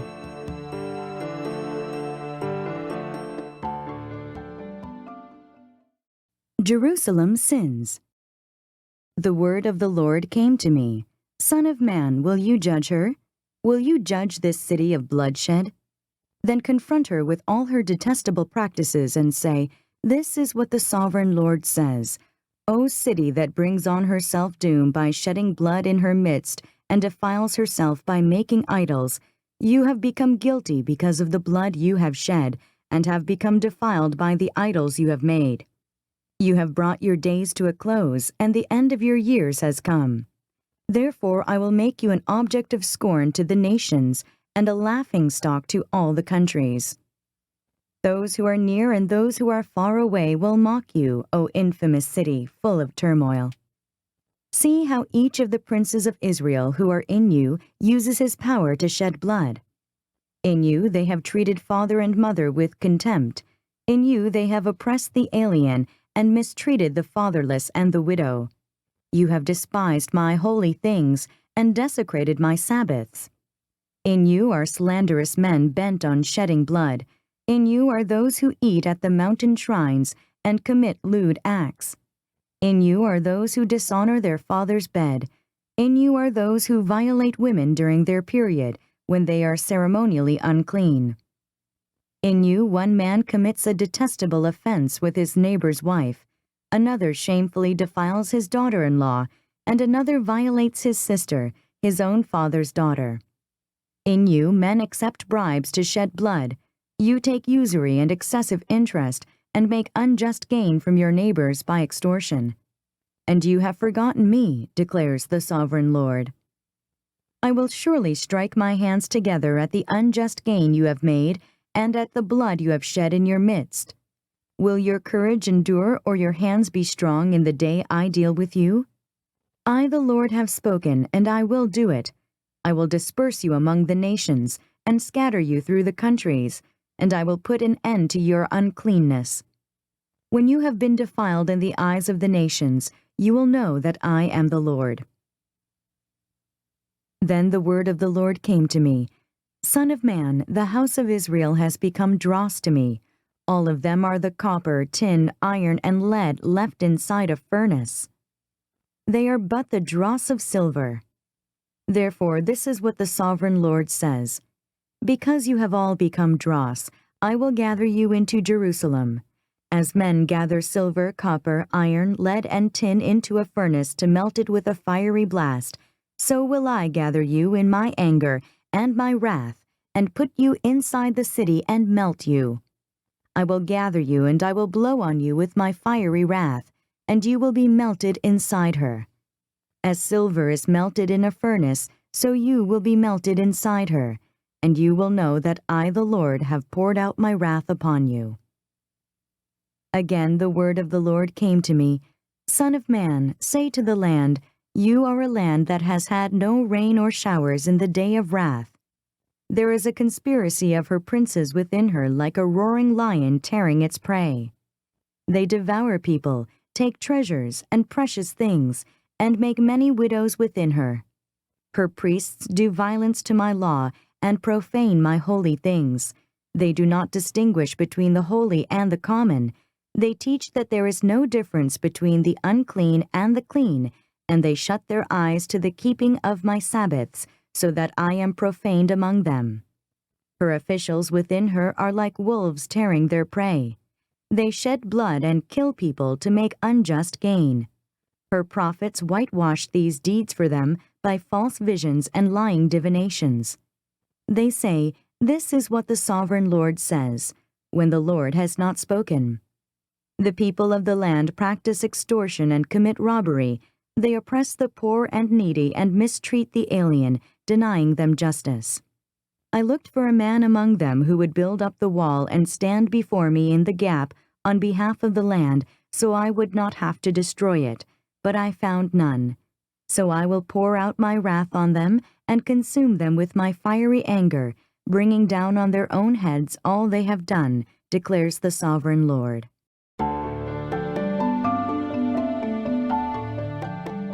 Ezekiel Chapter 23.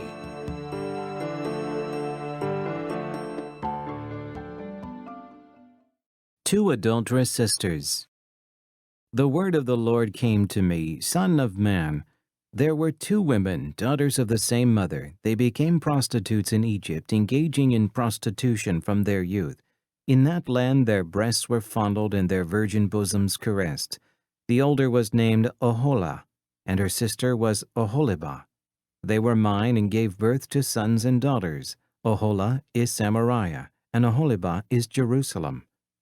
Oholah engaged in prostitution while she was still mine, and she lusted after her lovers, the Assyrians, warriors clothed in blue, governors and commanders, all of them handsome young men, and mounted horsemen. She gave herself as a prostitute to all the elite of the Assyrians, and defiled herself with all the idols of everyone she lusted after. She did not give up the prostitution she began in Egypt, when during her youth men slept with her, caressed her virgin bosom, and poured out their lust upon her. Therefore I handed her over to her lovers, the Assyrians, for whom she lusted. They stripped her naked, took away her sons and daughters, and killed her with the sword. She became a byword among women, and punishment was inflicted on her. Her sister Oholibah saw this, yet in her lust and prostitution she was more depraved than her sister. She too lusted after the Assyrians, governors and commanders, warriors in full dress, mounted horsemen, all handsome young men. I saw that she too defiled herself. Both of them went the same way. But she carried her prostitution still further. She saw men portrayed on a wall, figures of Chaldeans portrayed in red, with belts around their waists and flowing turbans on their heads. All of them looked like Babylonian chariot officers, natives of Chaldea. As soon as she saw them, she lusted after them and sent messengers to them in Chaldea. Then the Babylonians came to her, to the bed of love, and in their lust they defiled her. After she had been defiled by them, she turned away from them in disgust. When she carried on her prostitution openly and exposed her nakedness, I turned away from her in disgust, just as I had turned away from her sister. Yet she became more and more promiscuous as she recalled the days of her youth, when she was a prostitute in Egypt. There she lusted after her lovers, whose genitals were like those of donkeys, and whose emission was like that of horses. So you longed for the lewdness of your youth, when in Egypt your bosom was caressed and your young breasts fondled. Therefore, Oholibah, this is what the sovereign Lord says, I will stir up your lovers against you, those you turned away from in disgust, and I will bring them against you from every side. The Babylonians and all the Chaldeans, the men of Pekod and Shoah and Koah, and all the Assyrians with them, handsome young men, all of them governors and commanders, chariot officers and men of high rank, all mounted on horses. They will come against you with weapons, chariots and wagons, and with a throng of people. They will take up positions against you on every side with large and small shields and with helmets. I will turn you over to them for punishment, and they will punish you according to their standards. I will direct my jealous anger against you, and they will deal with you in fury. They will cut off your noses and your ears, and those of you who are left will fall by the sword. They will take away your sons and daughters, and those of you who are left will be consumed by fire. They will also strip you of your clothes and take your fine jewelry. So I will put a stop to the lewdness and prostitution you began in Egypt. You will not look on these things with longing or remember Egypt any more. For this is what the sovereign Lord says, I am about to hand you over to those you hate, to those you turned away from in disgust. They will deal with you in hatred and take away everything you have worked for. They will leave you naked and bare, and the shame of your prostitution will be exposed. Your lewdness and promiscuity have brought this upon you because you lusted after the nations and defiled yourself with their idols. You have gone the way of your sister, so I will put her cup into your hand. This is what the sovereign Lord says. You will drink your sister's cup, a cup large and deep. It will bring scorn and derision, for it holds so much. You will be filled with drunkenness and sorrow, the cup of ruin and desolation. The cup of your sister Samaria, you will drink it and drain it dry. You will dash it to pieces and tear your breasts. I have spoken, declares the sovereign Lord. Therefore this is what the sovereign Lord says, since you have forgotten me and thrust me behind your back, you must bear the consequences of your lewdness and prostitution. The Lord said to me, Son of man, will you judge Oholah and Oholibah? Then confront them with their detestable practices, for they have committed adultery, and blood is on their hands. They committed adultery with their idols. They even sacrificed their children, whom they bore to me as food for them. They have also done this to me. At that same time they defiled my sanctuary and desecrated my Sabbaths. On the very day they sacrificed their children to their idols, they entered my sanctuary and desecrated it. That is what they did in my house. They even sent messengers from men who came from far away, and when they arrived you bathed yourself for them, painted your eyes and put on your jewelry.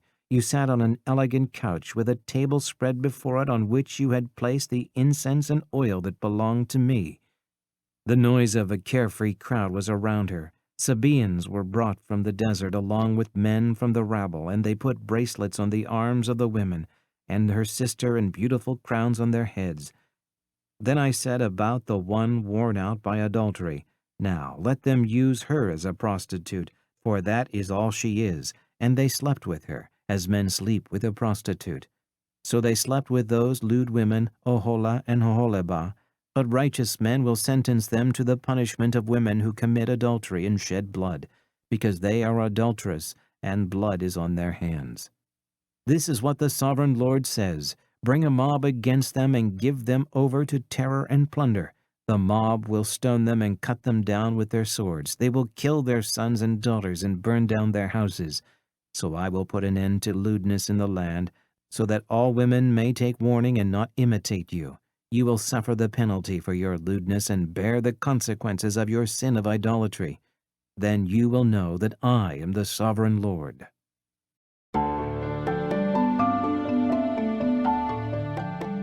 Ezekiel Chapter 24.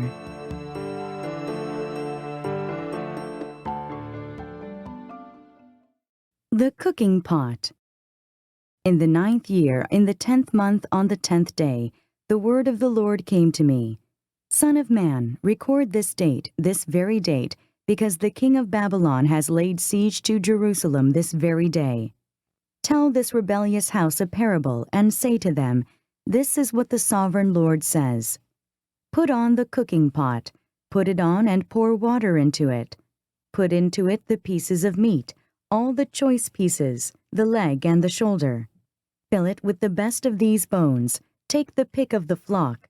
Pile wood beneath it for the bones. Bring it to a boil, and cook the bones in it. For this is what the sovereign Lord says. Woe to the city of bloodshed, to the pot now encrusted, whose deposit will not go away. Empty it piece by piece without casting lots for them. For the blood she shed is in her midst. She poured it on the bare rock. She did not pour it on the ground where the dust would cover it. To stir up wrath and take revenge, I put her blood on the bare rock, so that it would not be covered. Therefore this is what the sovereign Lord says. Woe to the city of bloodshed! I too will pile the wood high. So heap on the wood and kindle the fire. Cook the meat well, mixing in the spices, and let the bones be charred. Then set the empty pot on the coals till it becomes hot and its copper glows, so its impurities may be melted and its deposit burned away. It has frustrated all efforts. Its heavy deposit has not been removed, not even by fire.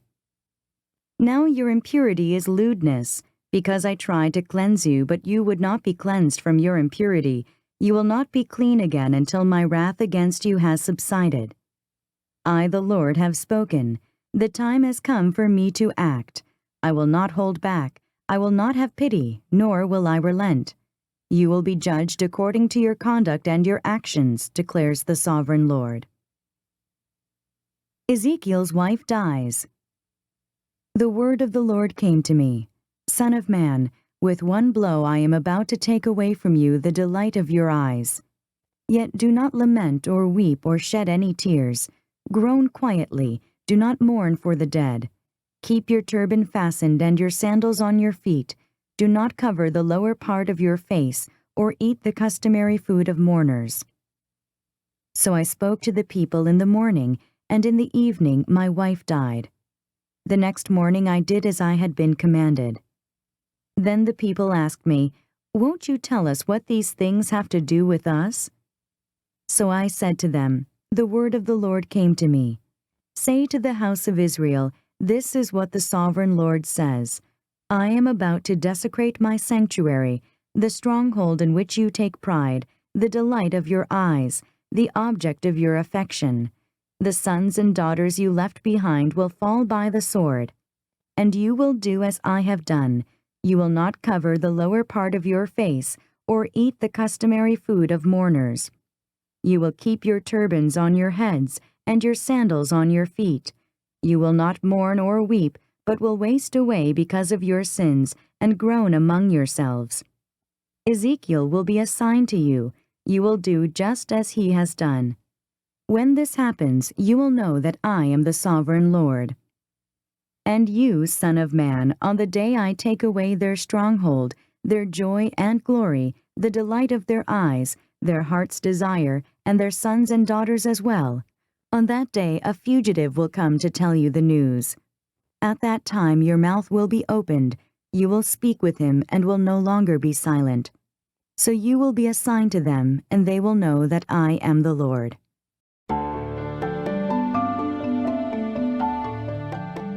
Ezekiel Chapter 25.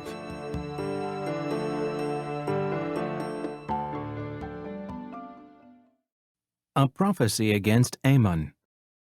The word of the Lord came to me, Son of man, set your face against the Ammonites, and prophesy against them. Say to them, Hear the word of the sovereign Lord. This is what the sovereign Lord says. Because you said, Aha, over my sanctuary when it was desecrated, and over the land of Israel when it was laid waste, and over the people of Judah when they went into exile. Therefore I am going to give you to the people of the east as a possession. They will set up their camps and pitch their tents among you. They will eat your fruit and drink your milk. I will turn Rabbah into a pasture for camels, and Aemon into a resting place for sheep. Then you will know that I am the Lord, for this is what the sovereign Lord says. because you have clapped your hands and stamped your feet, rejoicing with all the malice of your heart against the land of Israel. Therefore I will stretch out my hand against you and give you as plunder to the nations. I will cut you off from the nations and exterminate you from the countries. I will destroy you, and you will know that I am the Lord. A prophecy against Moab. This is what the sovereign Lord says, because Moab and Seir said, Look, the house of Judah has become like all the other nations. Therefore I will expose the flank of Moab, beginning at its frontier towns, Beth-Jeshimoth, Baal-Meon, and Kirithaim, the glory of that land. I will give Moab along with the Ammonites to the people of the east as a possession, so that the Ammonites will not be remembered among the nations, and I will inflict punishment on Moab. Then they will know that I am the Lord. A prophecy against Edom. This is what the sovereign Lord says, because Edom took revenge on the house of Judah and became very guilty by doing so. Therefore this is what the sovereign Lord says, I will stretch out my hand against Edom and kill its men and their animals. I will lay it waste, and from Teman to Dedan they will fall by the sword. I will take vengeance on Edom by the hand of my people Israel, and they will deal with Edom in accordance with my anger and my wrath. They will know my vengeance, declares the sovereign Lord. A prophecy against Philistia. This is what the sovereign Lord says, because the Philistines acted in vengeance and took revenge with malice in their hearts, and with ancient hostility sought to destroy Judah. Therefore this is what the sovereign Lord says, I am about to stretch out my hand against the Philistines, and I will cut off the Kirithites and destroy those remaining along the coast. I will carry out great vengeance on them and punish them in my wrath. Then they will know that I am the Lord when I take vengeance on them.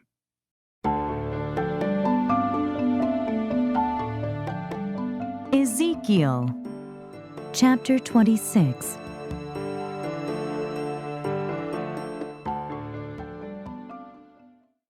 A prophecy against Tyre. In the 11th year, on the first day of the month, the word of the Lord came to me.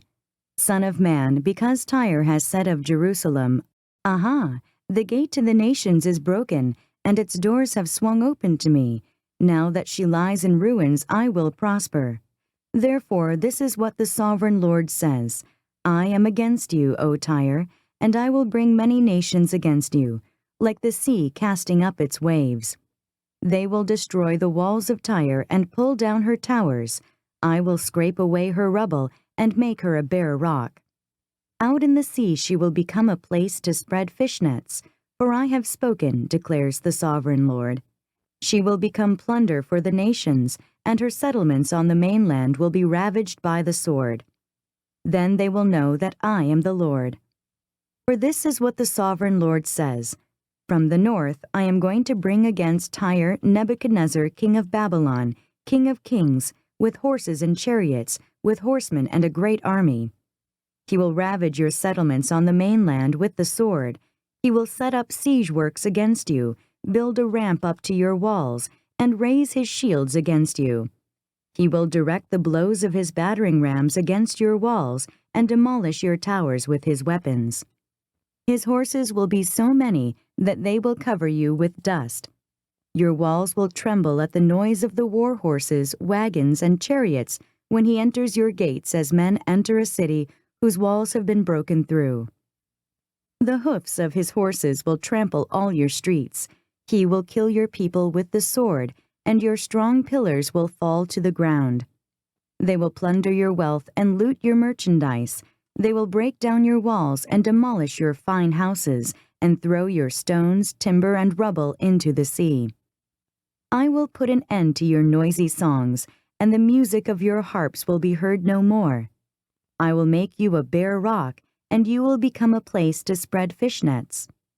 You will never be rebuilt, for I, the Lord, have spoken, declares the sovereign Lord. This is what the sovereign Lord says to Tyre. Will not the coastlands tremble at the sound of your fall, when the wounded groan and the slaughter takes place in you? Then all the princes of the coast will step down from their thrones and lay aside their robes and take off their embroidered garments. Clothed with terror, they will sit on the ground, trembling every moment, appalled at you. Then they will take up a lament concerning you and say to you, "How you are destroyed, O city of renown, peopled by men of the sea! You were a power on the seas, you and your citizens. You put your terror on all who lived there. Now the coastlands tremble on the day of your fall. The islands in the sea are terrified at your collapse." This is what the Sovereign Lord says: "When I make you a desolate city, like cities no longer inhabited, and when I bring the ocean depths over you and its vast waters cover you, then I will bring you down with those who go down to the pit, to the people of long ago. I will make you dwell in the earth below, as in ancient ruins, with those who go down to the pit, and you will not return or take your place in the land of the living. I will bring you to a horrible end, and you will be no more. You will be sought, but you will never again be found, declares the Sovereign Lord."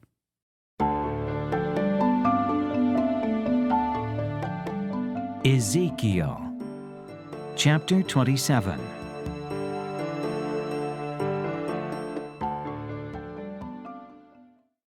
A lament for Tyre. The word of the Lord came to me, "Son of man, take up a lament concerning Tyre.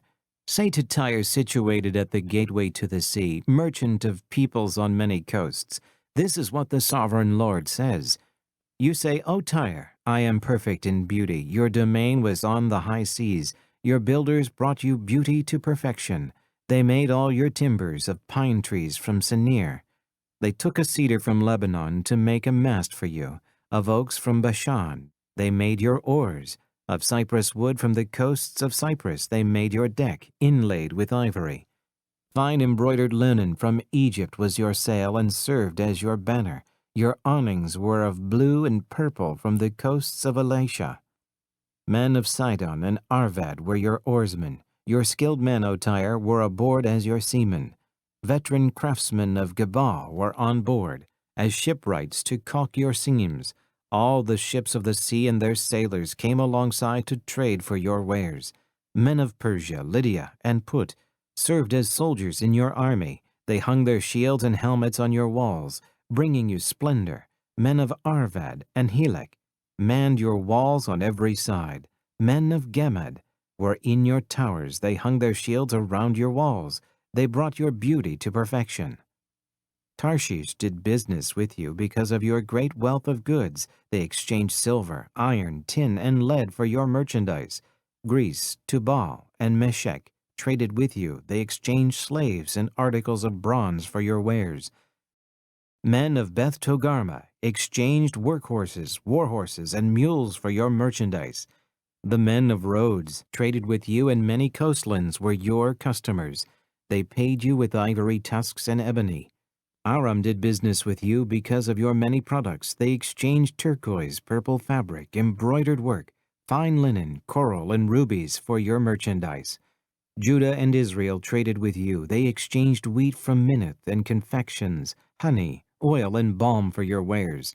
Damascus, because of your many products and great wealth of goods, did business with you in wine from Helbon and wool from Zahar. Danites and Greeks from Uzal bought your merchandise. They exchanged wrought iron, cassia, and calamus for your wares. Dedan traded in saddle blankets with you. Arabia and all the princes of Kedar were your customers. They did business with you in lambs, rams, and goats. The merchants of Sheba and Ramah traded with you for your merchandise. They exchanged the finest of all kinds of spices and precious stones and gold. Haran, Caneh, and Eden, and merchants of Sheba, Ashur, and Kilmad traded with you. In your marketplace they traded with you beautiful garments, blue fabric, embroidered work in multicolored rugs with cords twisted and tightly knotted.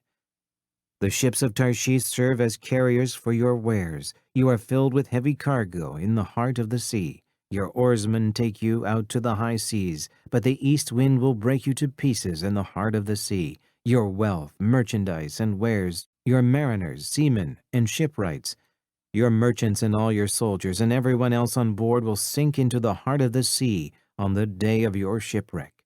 The shorelands will quake when your seamen cry out. All who handle the oars will abandon their ships. The mariners and all the seamen will stand on the shore. They will raise their voice and cry bitterly over you. They will sprinkle dust on their heads and roll in ashes. They will shave their heads because of you and will put on sackcloth. They will weep over you with anguish of soul and with bitter mourning. As they wail and mourn over you, they will take up a lament concerning you. Who was ever silenced like Tyre, surrounded by the sea? When your merchandise went out on the seas, you satisfied many nations. With your great wealth and your wares, you enriched the kings of the earth. Now you are shattered by the sea, in the depths of the waters. Your wares and all your company have gone down with you. All who live in the coastlands are appalled at you. Their kings shudder with horror, and their faces are distorted with fear. The merchants among the nations hiss at you. You have come to a horrible end and will be no more.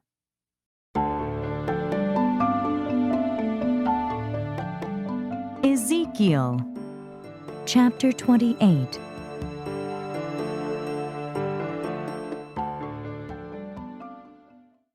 A prophecy against the king of Tyre. The word of the Lord came to me. Son of man, say to the ruler of Tyre, this is what the sovereign Lord says. In the pride of your heart you say, I am a god. I sit on the throne of a god in the heart of the seas. But you are a man and not a god, though you think you are as wise as a god. Are you wiser than Daniel? Is no secret hidden from you? By your wisdom and understanding you have gained wealth for yourself and amassed gold and silver in your treasuries. By your great skill in trading you have increased your wealth, and because of your wealth your heart has grown proud. Therefore this is what the sovereign Lord says, because you think you are wise as a god, I am going to bring foreigners against you, the most ruthless of nations. They will draw their swords against your beauty and wisdom and pierce your shining splendor.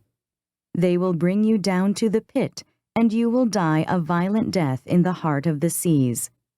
Will you then say, I am a god, in the presence of those who kill you? You will be but a man, not a god, in the hands of those who slay you. You will die the death of the uncircumcised at the hands of foreigners. I have spoken, declares the sovereign Lord. The word of the Lord came to me, Son of man, take up a lament concerning the king of Tyre, and say to him, this is what the sovereign Lord says. You were the model of perfection, full of wisdom and perfect in beauty. You were in Eden, the garden of God. Every precious stone adorned you, ruby, topaz, and emerald, chrysolite, onyx, and jasper, sapphire, turquoise, and beryl. Your settings and mountings were made of gold. On the day you were created they were prepared. You were anointed as a guardian cherub, for so I ordained you. You were on the holy mount of God. You walked among the fiery stones. You were blameless in your ways from the day you were created, till wickedness was found in you. Through your widespread trade you were filled with violence, and you sinned. So I drove you in disgrace from the mount of God, and I expelled you, O guardian cherub, from among the fiery stones. Your heart became proud on account of your beauty, and you corrupted your wisdom because of your splendor. So I threw you to the earth. I made a spectacle of you before kings. By your many sins and dishonest trade, you have desecrated your sanctuaries. So I made a fire come out from you, and it consumed you, and I reduced you to ashes on the ground, in the sight of all who were watching. All the nations who knew you are appalled at you. You have come to a horrible end and will be no more. A prophecy against Sidon.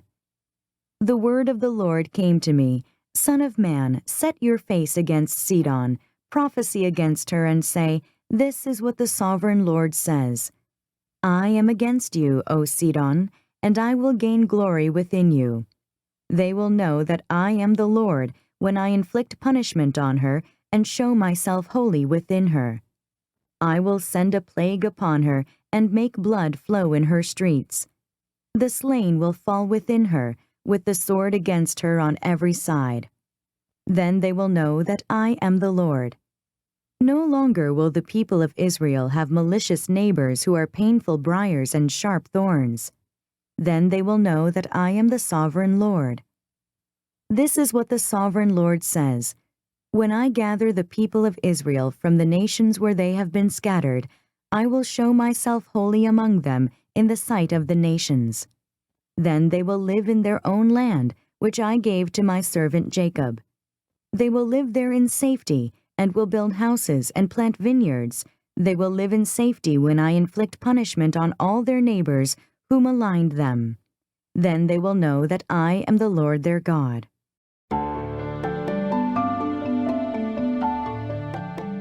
Ezekiel Chapter 29.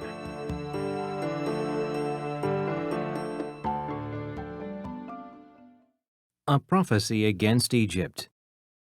In the 10th year, in the 10th month, on the 12th day, the word of the Lord came to me. Son of man, set your face against Pharaoh king of Egypt, and prophesy against him and against all Egypt. Speak to him and say, This is what the sovereign Lord says. I am against you, Pharaoh king of Egypt, you great monster lying among your streams. You say, The Nile is mine. I made it for myself, but I will put hooks in your jaws, and make the fish of your streams stick to your scales.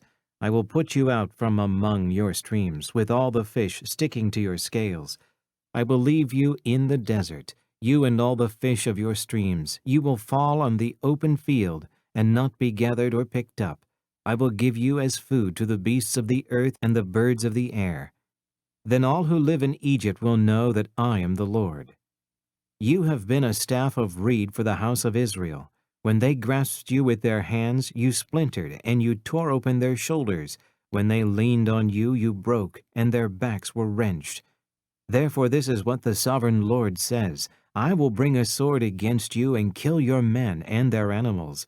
Egypt will become a desolate wasteland. Then they will know that I am the Lord, because you said, The Nile is mine. I made it. Therefore I am against you and against your streams, and I will make the land of Egypt a ruin and a desolate waste from Migdol to Aswan, as far as the border of Cush. No foot of man or animal will pass through it. No one will live there for 40 years. I will make the land of Egypt desolate among devastated lands, and her cities will lie desolate 40 years among ruined cities, and I will disperse the Egyptians among the nations and scatter them through the countries. Yet this is what the sovereign Lord says: At the end of 40 years I will gather the Egyptians from the nations where they were scattered. I will bring them back from captivity and return them to Upper Egypt, the land of their ancestry. There they will be a lowly kingdom. It will be the lowliest of kingdoms, and will never again exalt itself above other nations. I will make it so weak that it will never again rule over other nations. Egypt will no longer be a source of confidence for the people of Israel, but will be a reminder of their sin in turning to her for help. Then they will know that I am the sovereign Lord. In the 27th year, in the 1st month, on the 1st day, the word of the Lord came to me: Son of man, Nebuchadnezzar, king of Babylon, drove his army in a hard campaign against Tyre. Every head was rubbed bare, and every shoulder made raw. Yet he and his army got no reward from the campaign he led against Tyre. Therefore this is what the sovereign Lord says: I am going to give Egypt to Nebuchadnezzar, king of Babylon, and he will carry off its wealth. He will loot and plunder the land as pay for his army. I have given him Egypt as a reward for his efforts, because he and his army did it for me, declares the sovereign Lord. On that day I will make a horn grow for the house of Israel, and I will open your mouth among them. Then they will know that I am the Lord.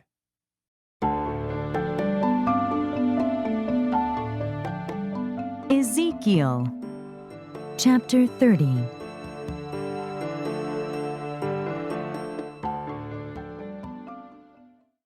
A lament for Egypt.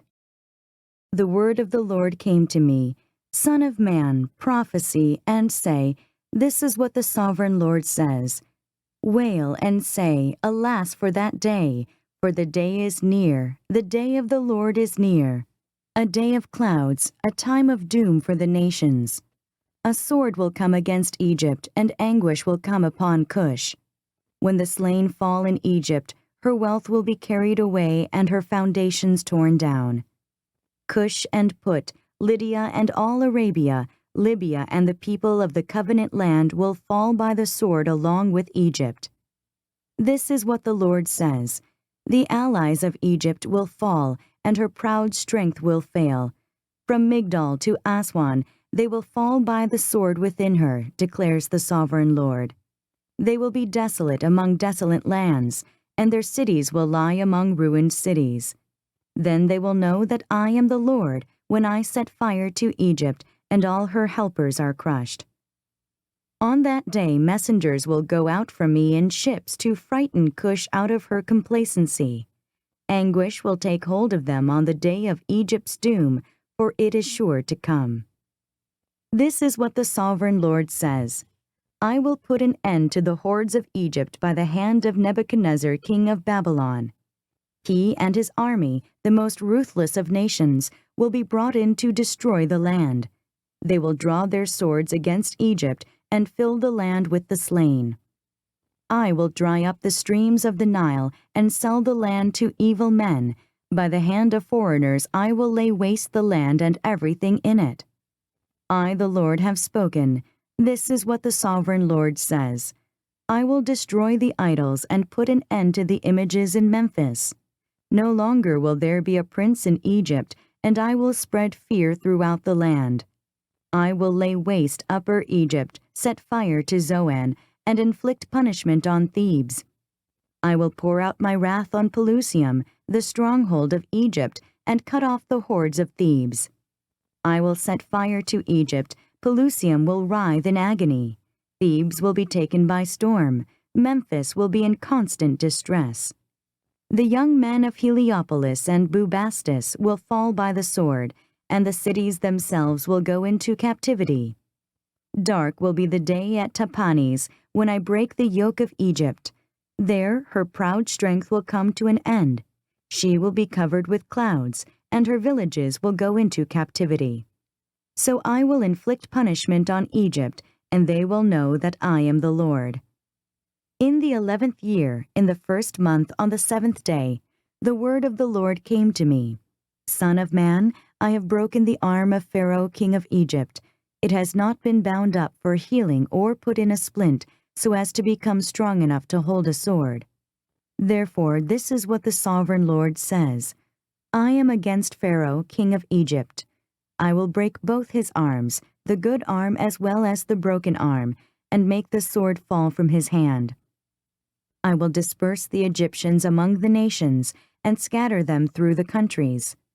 I will strengthen the arms of the king of Babylon, and put my sword in his hand, but I will break the arms of Pharaoh, and he will groan before him like a mortally wounded man. I will strengthen the arms of the king of Babylon, but the arms of Pharaoh will fall limp.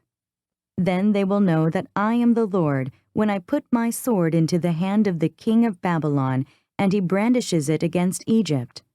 I will disperse the Egyptians among the nations, and scatter them through the countries. Then they will know that I am the Lord.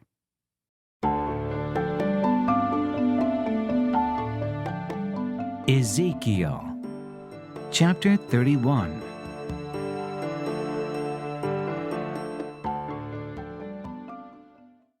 A cedar in Lebanon.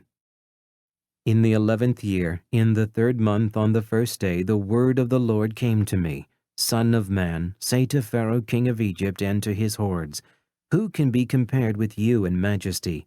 Consider Assyria, once a cedar in Lebanon, with beautiful branches overshadowing the forest.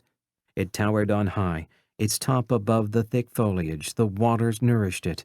Deep springs made it grow tall. Their streams flowed all around its base, and sent their channels to all the trees of the field. So it towered higher than all the trees of the field. Its boughs increased, and its branches grew long, spreading because of abundant waters. All the birds of the air nested in its boughs. All the beasts of the field gave birth under its branches. All the great nations lived in its shade. It was majestic in beauty with its spreading boughs, for its roots went down to abundant waters. The cedars in the garden of God could not rival it, nor could the pine trees equal its boughs, nor could the plane trees compare with its branches. No tree in the garden of God could match its beauty. I made it beautiful with abundant branches, the envy of all trees of Eden, in the garden of God. Therefore this is what the sovereign Lord says, because it towered on high, lifting its top above the thick foliage, and because it was proud of its height, I handed it over to the ruler of the nations, for him to deal with according to its wickedness. I cast it aside, and the most ruthless of foreign nations cut it down and left it. Its boughs fell on the mountains and in all of the valleys. Its branches lay broken in all the ravines of the land. All the nations of the earth came out from under its shade and left it. All the birds of the air settled on the fallen tree, and all the beasts of the field were among its branches. Therefore no other trees by the waters are ever to tower proudly on high, lifting their tops above the thick foliage. No other trees so well watered are ever to reach such height. They are all destined for death, for the earth below among mortal men, with those who go down to the pit. This is what the sovereign Lord says. On the day it was brought down to the grave, I covered the deep springs with mourning for it. I held back its streams, and its abundant waters were restrained. Because of it I clothed Lebanon with gloom, and all the trees of the field withered away. I made the nations tremble at the sound of its fall when I brought it down to the grave with those who go down to the pit. Then all the trees of Eden, the choicest and best of Lebanon, all the trees that were well watered, were consoled in the earth below. Those who lived in its shade, its allies among the nations, had also gone down to the grave with it, joining those killed by the sword. Which of the trees of Eden can be compared with you in splendor and majesty? Yet you too will be brought down with the trees of Eden to the earth below. You will lie among the uncircumcised with those killed by the sword. This is Pharaoh and all his hordes, declares the sovereign Lord.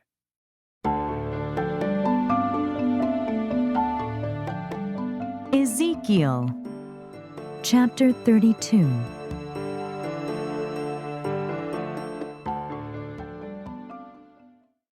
A lament for Pharaoh. In the 12th year, in the 12th month, on the first day, the word of the Lord came to me, Son of man, take up a lament concerning Pharaoh, king of Egypt, and say to him, You are like a lion among the nations. You are like a monster in the seas, thrashing about in your streams, churning the water with your feet, and muddying the streams. This is what the sovereign Lord says. With a great throng of people I will cast my net over you, and they will haul you up in my net. I will throw you on the land and hurl you on the open field. I will let all the birds of the air settle on you, and all the beasts of the earth gorge themselves on you. I will spread your flesh on the mountains, and fill the valleys with your remains. I will drench the land with your flowing blood all the way to the mountains, and the ravines will be filled with your flesh. When I snuff you out, I will cover the heavens and darken their stars. I will cover the sun with a cloud, and the moon will not give its light. All the shining lights in the heavens I will darken over you. I will bring darkness over your land, declares the sovereign Lord. I will trouble the hearts of many peoples when I bring about your destruction among the nations, among lands you have not known.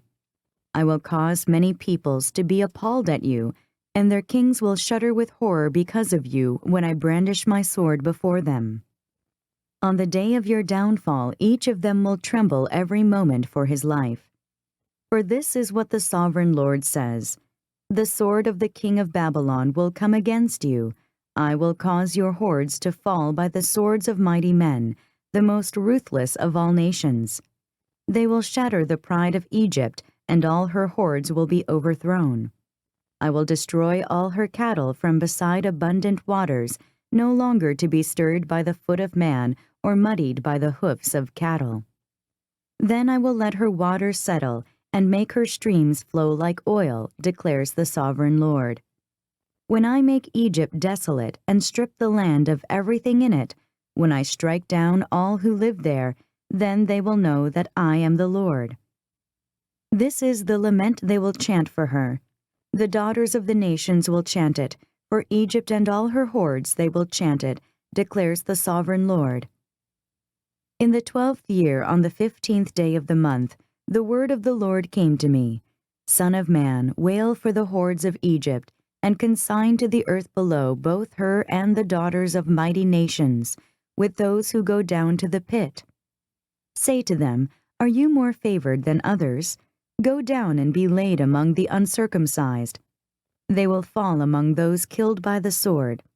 The sword is drawn, let her be dragged off with all her hordes.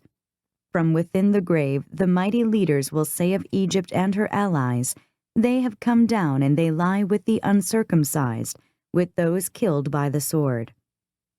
Assyria is there with her whole army. She is surrounded by the graves of all her slain, all who have fallen by the sword. Their graves are in the depths of the pit, and her army lies around her grave. All who had spread terror in the land of the living are slain, fallen by the sword. Elam is there, with all her hordes around her grave. All of them are slain, fallen by the sword. All who had spread terror in the land of the living went down uncircumcised to the earth below. They bear their shame with those who go down to the pit. A bed is made for her among the slain, with all her hordes around her grave. All of them are uncircumcised, killed by the sword. Because their terror had spread in the land of the living, they bear their shame with those who go down to the pit. They are laid among the slain. Meshech and Tubal are there, with all their hordes around their graves. All of them are uncircumcised, killed by the sword because they spread their terror in the land of the living. Do they not lie with the other uncircumcised warriors who have fallen, who went down to the grave with their weapons of war, whose swords were placed under their heads? The punishment for their sins rested on their bones, though the terror of these warriors had stalked through the land of the living. You too, O Pharaoh, will be broken, and will lie among the uncircumcised, with those killed by the sword. Edom is there, her kings and all her princes, despite their power. They are laid with those killed by the sword. They lie with the uncircumcised, with those who go down to the pit. All the princes of the north and all the Sidonians are there. They went down with the slain in disgrace, despite the terror caused by their power. They lie uncircumcised with those killed by the sword, and bear their shame with those who go down to the pit. Pharaoh, he and all his army, will see them, and he will be consoled for all his hordes that were killed by the sword, declares the sovereign Lord. Although I had him spread terror in the land of the living, Pharaoh and all his hordes will be laid among the uncircumcised, with those killed by the sword, declares the sovereign Lord.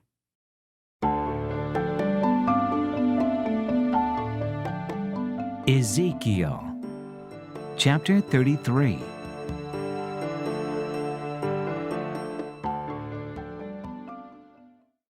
Ezekiel, a watchman.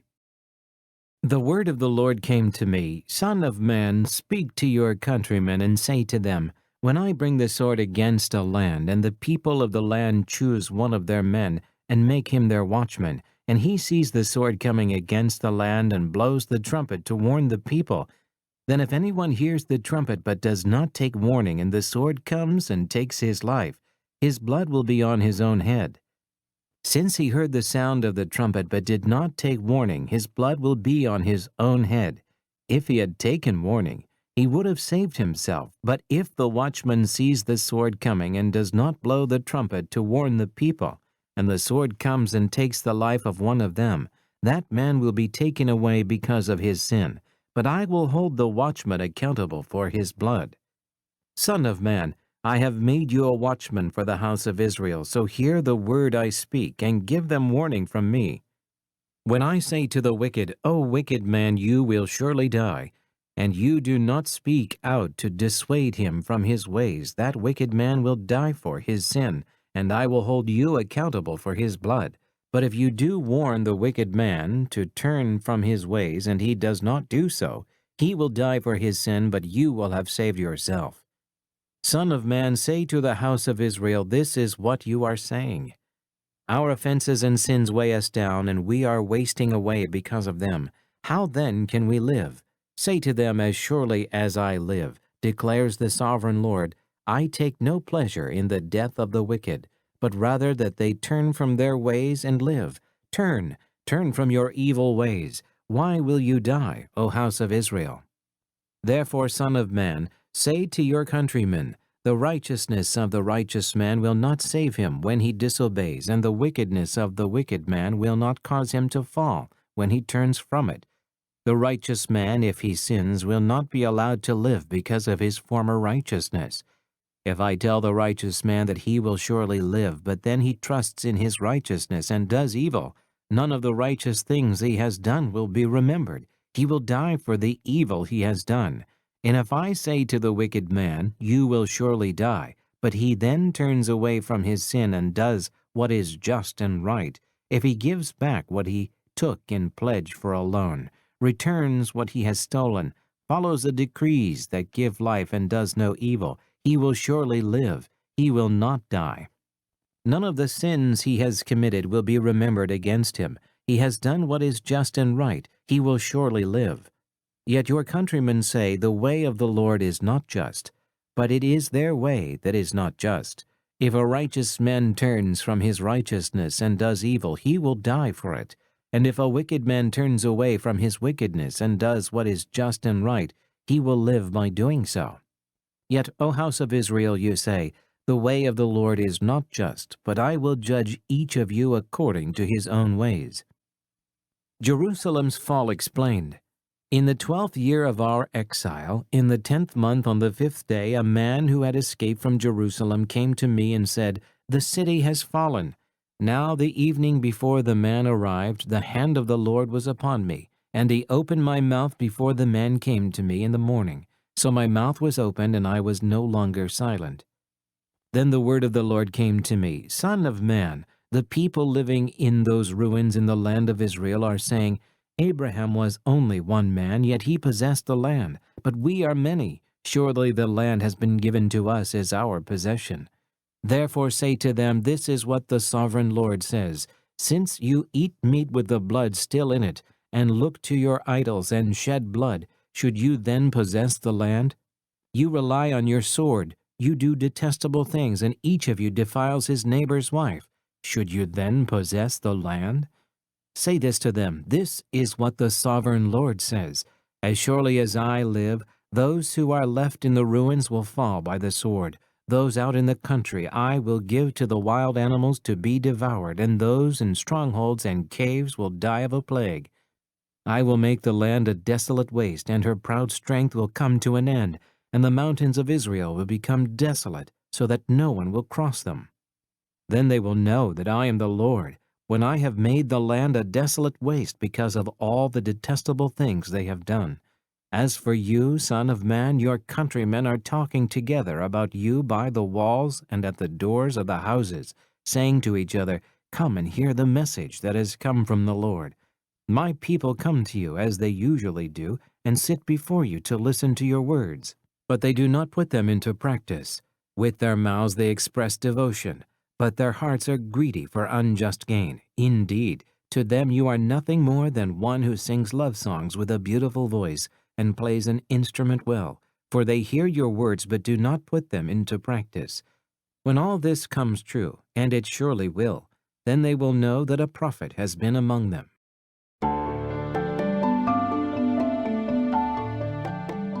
Ezekiel Chapter 34.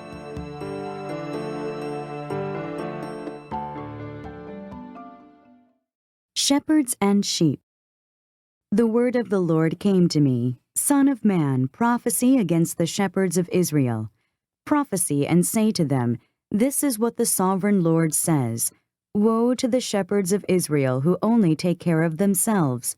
Should not shepherds take care of the flock?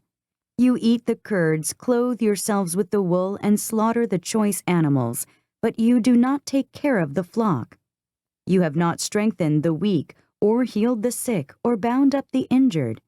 You have not brought back the strays, or searched for the lost. You have ruled them harshly and brutally. So they were scattered because there was no shepherd, and when they were scattered, they became food for all the wild animals. My sheep wandered over all the mountains and on every high hill. They were scattered over the whole earth, and no one searched or looked for them. Therefore, you shepherds, hear the word of the Lord. As surely as I live, declares the sovereign Lord, because my flock lacks a shepherd and so has been plundered and has become food for all the wild animals, and because my shepherds did not search for my flock, but cared for themselves rather than for my flock, therefore, O shepherds, hear the word of the Lord. This is what the sovereign Lord says. I am against the shepherds and will hold them accountable for my flock. I will remove them from tending the flock so that the shepherds can no longer feed themselves. I will rescue my flock from their mouths, and it will no longer be food for them. For this is what the sovereign Lord says, I myself will search for my sheep and look after them. As a shepherd looks after his scattered flock when he is with them, so will I look after my sheep. I will rescue them from all the places where they were scattered on a day of clouds and darkness. I will bring them out from the nations and gather them from the countries, and I will bring them into their own land. I will pasture them on the mountains of Israel, in the ravines and in all the settlements in the land.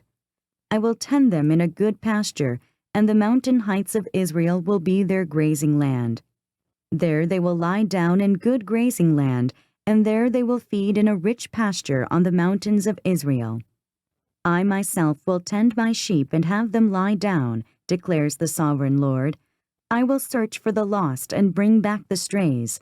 I will bind up the injured and strengthen the weak, but the sleek and the strong I will destroy. I will shepherd the flock with justice. As for you, my flock, this is what the sovereign Lord says. I will judge between one sheep and another, and between rams and goats. Is it not enough for you to feed on the good pasture? Must you also trample the rest of your pasture with your feet? Is it not enough for you to drink clear water? Must you also muddy the rest with your feet? Must my flock feed on what you have trampled, and drink what you have muddied with your feet? Therefore, this is what the sovereign Lord says to them. See, I myself will judge between the fat sheep and the lean sheep. Because you shove with flank and shoulder, butting all the weak sheep with your horns until you have driven them away, I will save my flock, and they will no longer be plundered. I will judge between one sheep and another. I will place over them one shepherd, my servant David, and he will tend them. He will tend them and be their shepherd. I, the Lord, will be their God, and my servant David will be prince among them. I, the Lord, have spoken. I will make a covenant of peace with them, and rid the land of wild beasts, so that they may live in the desert and sleep in the forests in safety. I will bless them and the places surrounding my hill. I will send down showers in season. There will be showers of blessing. The trees of the field will yield their fruit, and the ground will yield its crops. The people will be secure in their land. They will know that I am the Lord when I break the bars of their yoke and rescue them from the hands of those who enslaved them. They will no longer be plundered by the nations, nor will wild animals devour them. They will live in safety, and no one will make them afraid.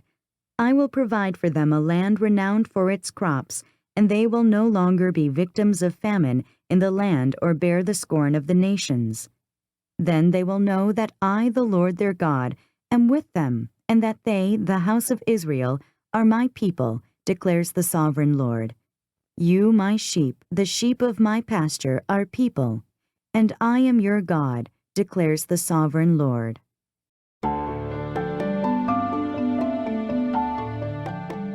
Ezekiel Chapter 35.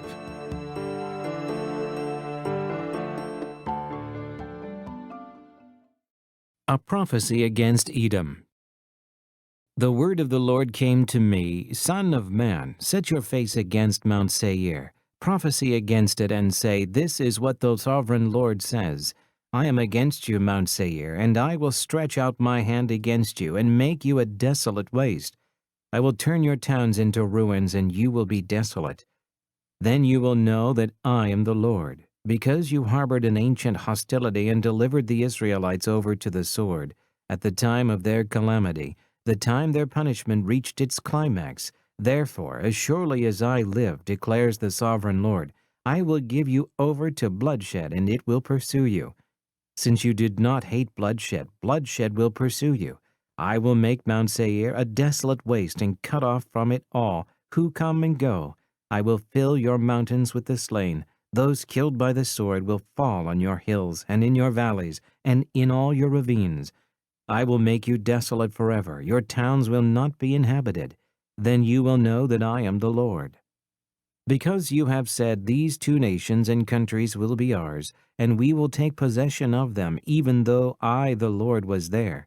Therefore, as surely as I live, declares the sovereign Lord, I will treat you in accordance with the anger and jealousy you showed in your hatred of them, and I will make myself known among them when I judge you. Then you will know that I, the Lord, have heard all the contemptible things you have said against the mountains of Israel.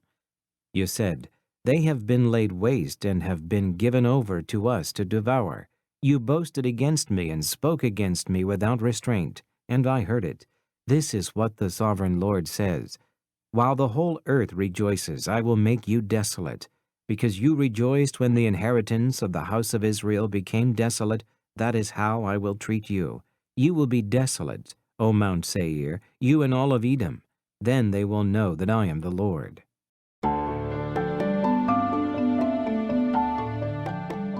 Ezekiel Chapter 36.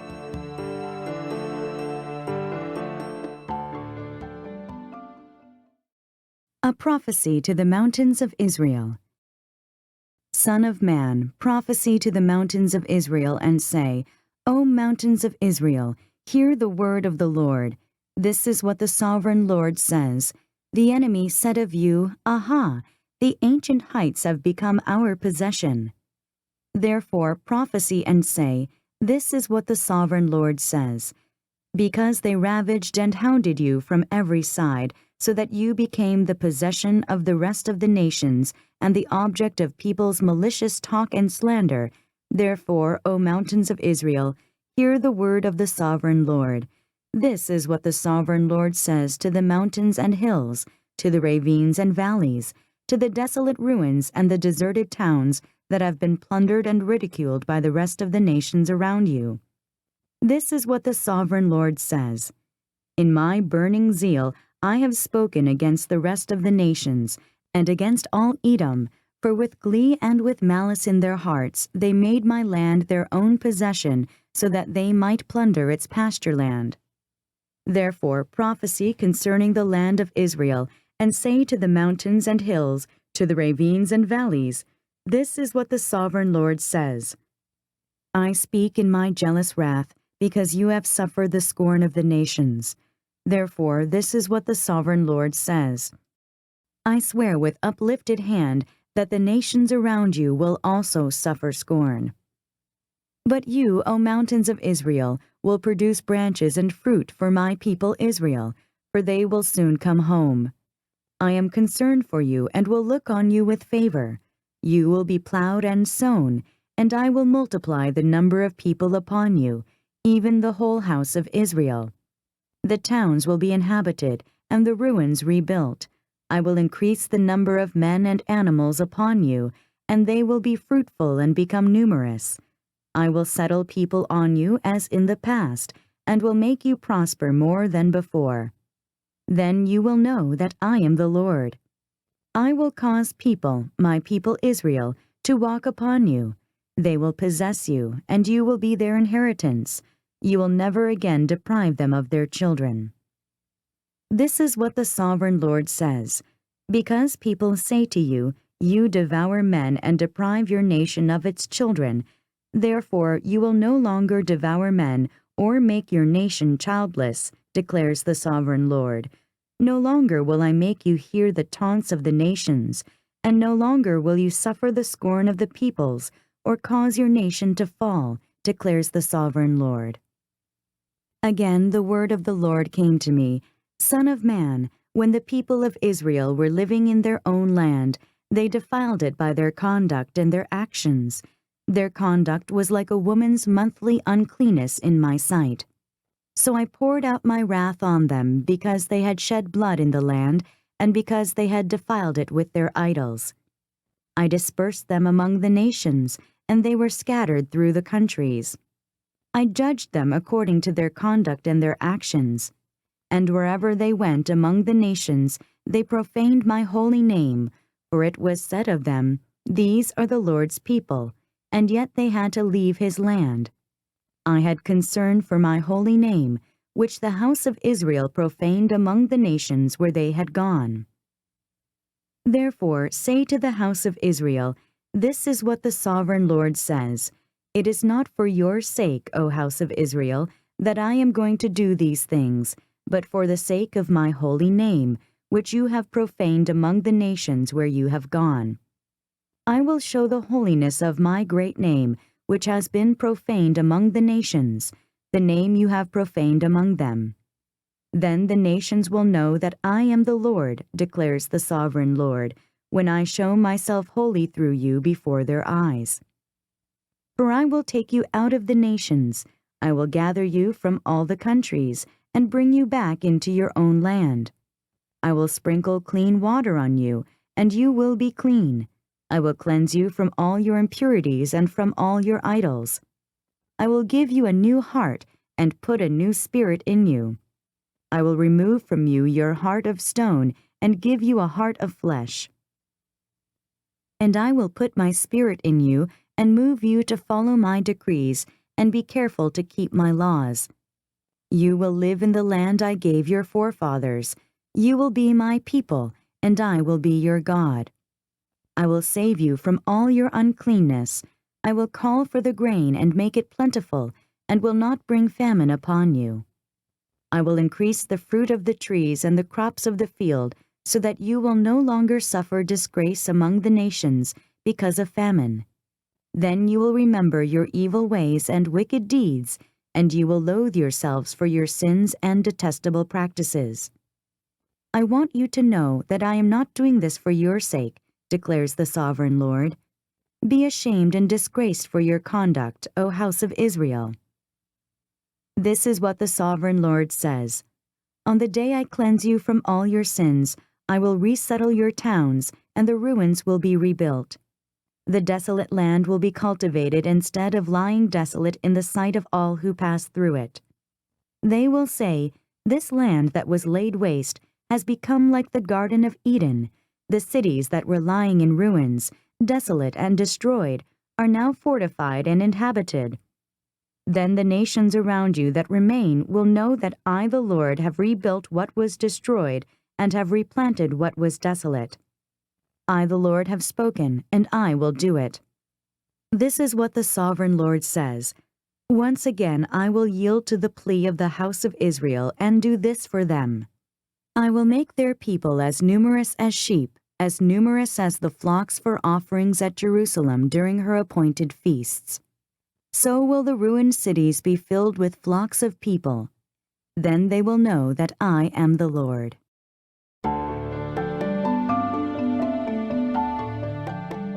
Ezekiel Chapter 37.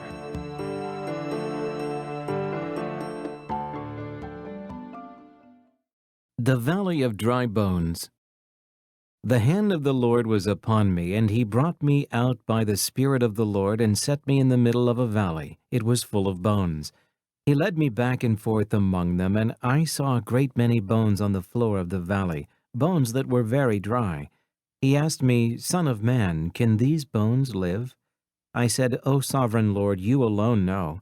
Then he said to me, Prophesy to these bones and say to them, Dry bones, hear the word of the Lord. This is what the sovereign Lord says to these bones. I will make breath enter you, and you will come to life.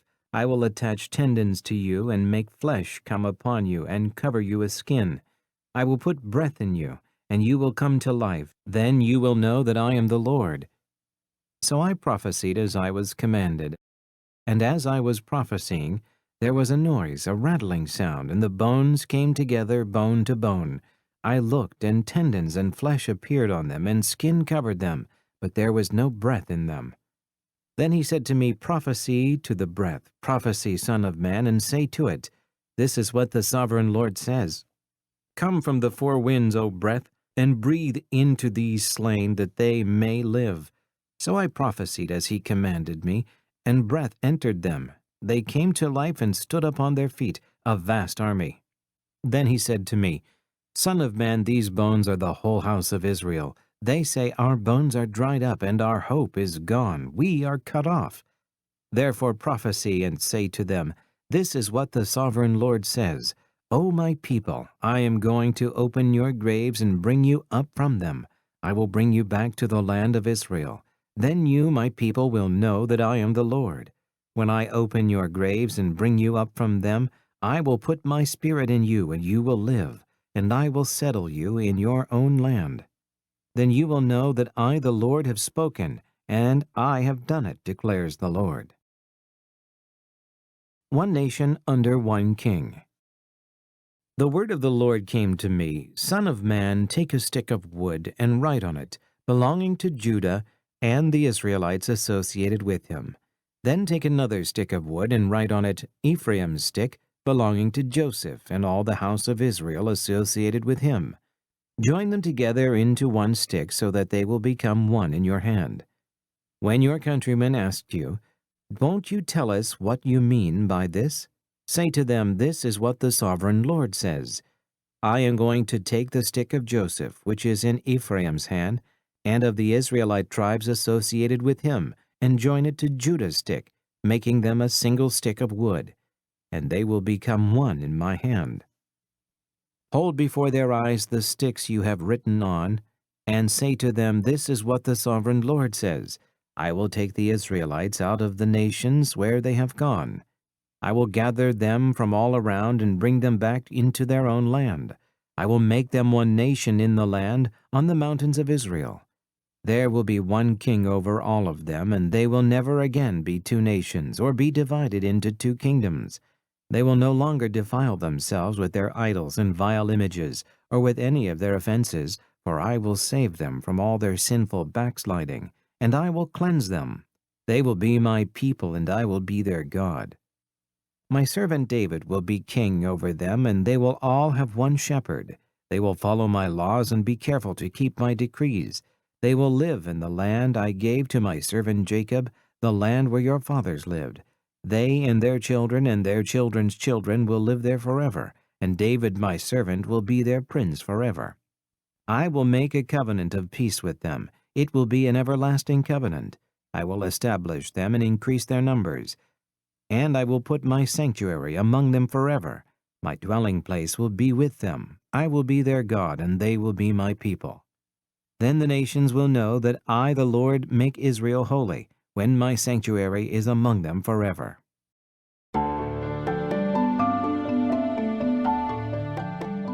Ezekiel Chapter 38.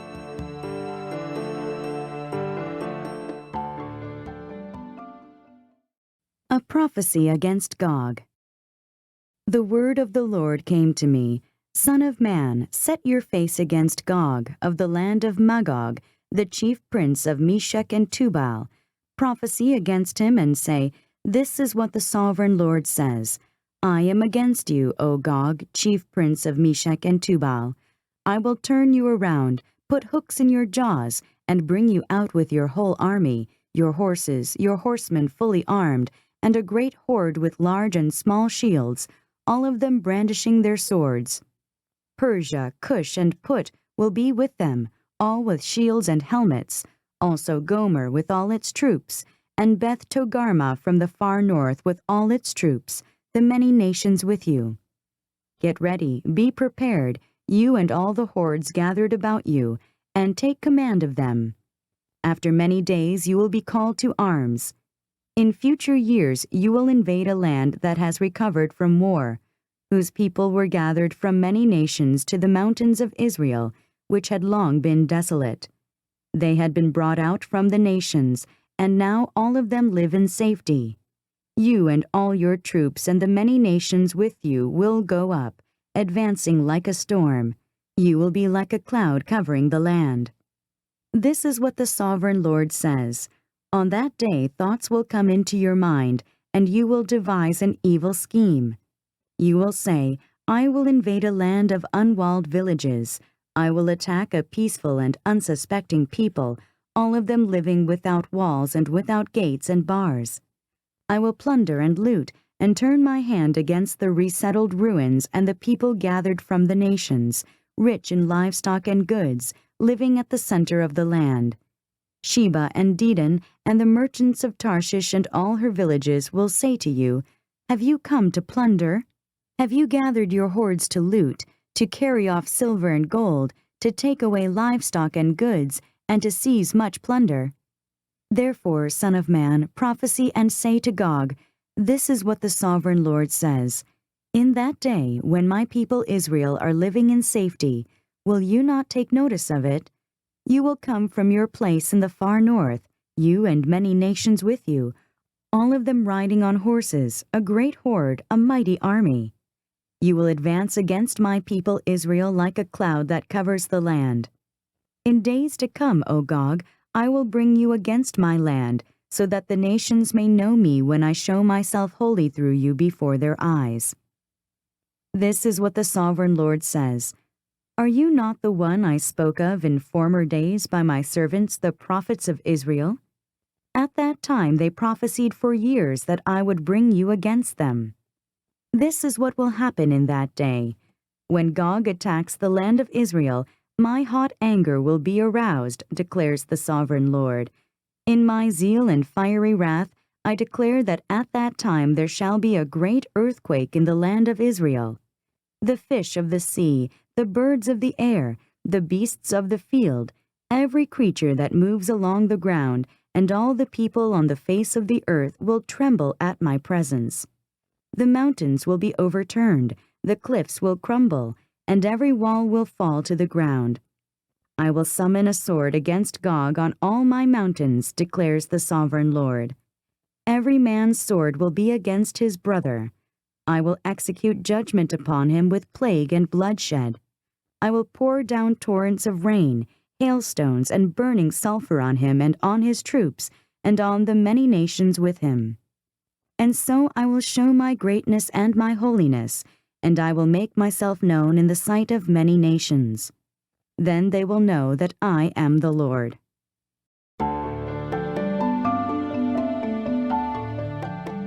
Ezekiel Chapter 39.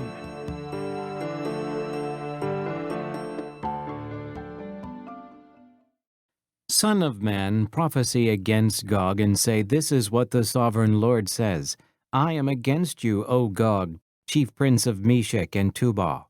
I will turn you around and drag you along. I will bring you from the far north and send you against the mountains of Israel. Then I will strike your bow from your left hand and make your arrows drop from your right hand.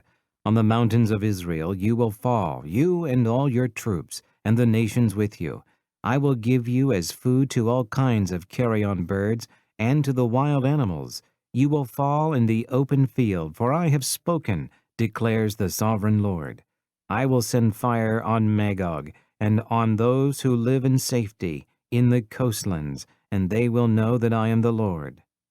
I will make known my holy name among my people Israel. I will no longer let my holy name be profaned, and the nations will know that I, the Lord, am the Holy One in Israel. It is coming. It will surely take place, declares the Sovereign Lord. This is the day I have spoken of. Then those who live in the towns of Israel will go out and use the weapons for fuel and burn them up, the small and large shields, the bows and arrows, the war clubs and spears. For 7 years they will use them for fuel. They will not need to gather wood from the fields or cut it from the forests, because they will use the weapons for fuel. And they will plunder those who plundered them and loot those who looted them, declares the Sovereign Lord. On that day I will give Gog a burial place in Israel in the valley of those who travel east toward the sea.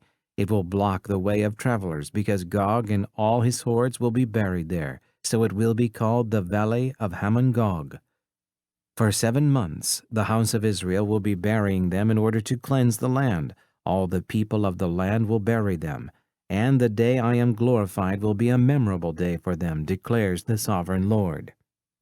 Men will be regularly employed to cleanse the land. Some will go throughout the land, and in addition to them, others will bury those that remain on the ground. At the end of the 7 months they will begin their search. As they go through the land and one of them sees a human bone, he will set up a marker beside it until the gravediggers have buried it in the valley of Hamon-Gog. Also a town called Hamonah will be there. And so they will cleanse the land. Son of man, this is what the sovereign Lord says. Call out to every kind of bird and all the wild animals. Assemble and come together from all around to the sacrifice I am preparing for you, the great sacrifice on the mountains of Israel. There you will eat flesh and drink blood. You will eat the flesh of mighty men and drink the blood of princes of the earth, as if they were rams and lambs, goats and bulls, all of them fattened animals from Bashan. At the sacrifice I am preparing for you, you will eat fat till you are glutted, and drink blood till you are drunk. At my table you will eat your fill of horses and riders, mighty men and soldiers of every kind, declares the sovereign Lord. I will display my glory among the nations, and all the nations will see the punishment I inflict and the hand I lay upon them.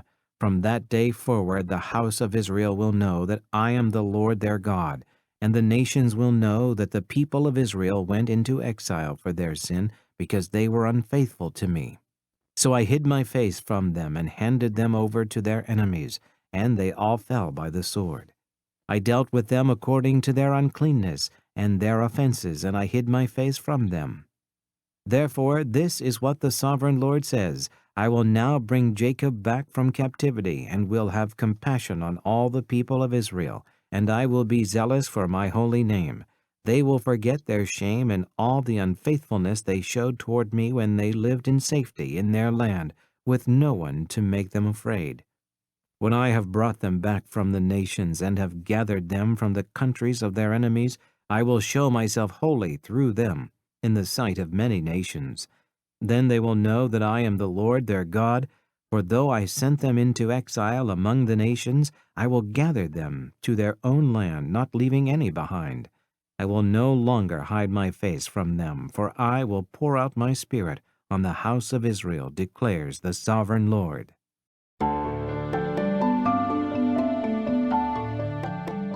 Ezekiel Chapter 40.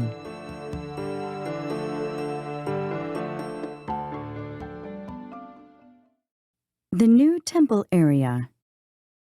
In the 25th year of our exile, at the beginning of the year, on the 10th of the month, in the 14th year after the fall of the city, on that very day the hand of the Lord was upon me, and he took me there.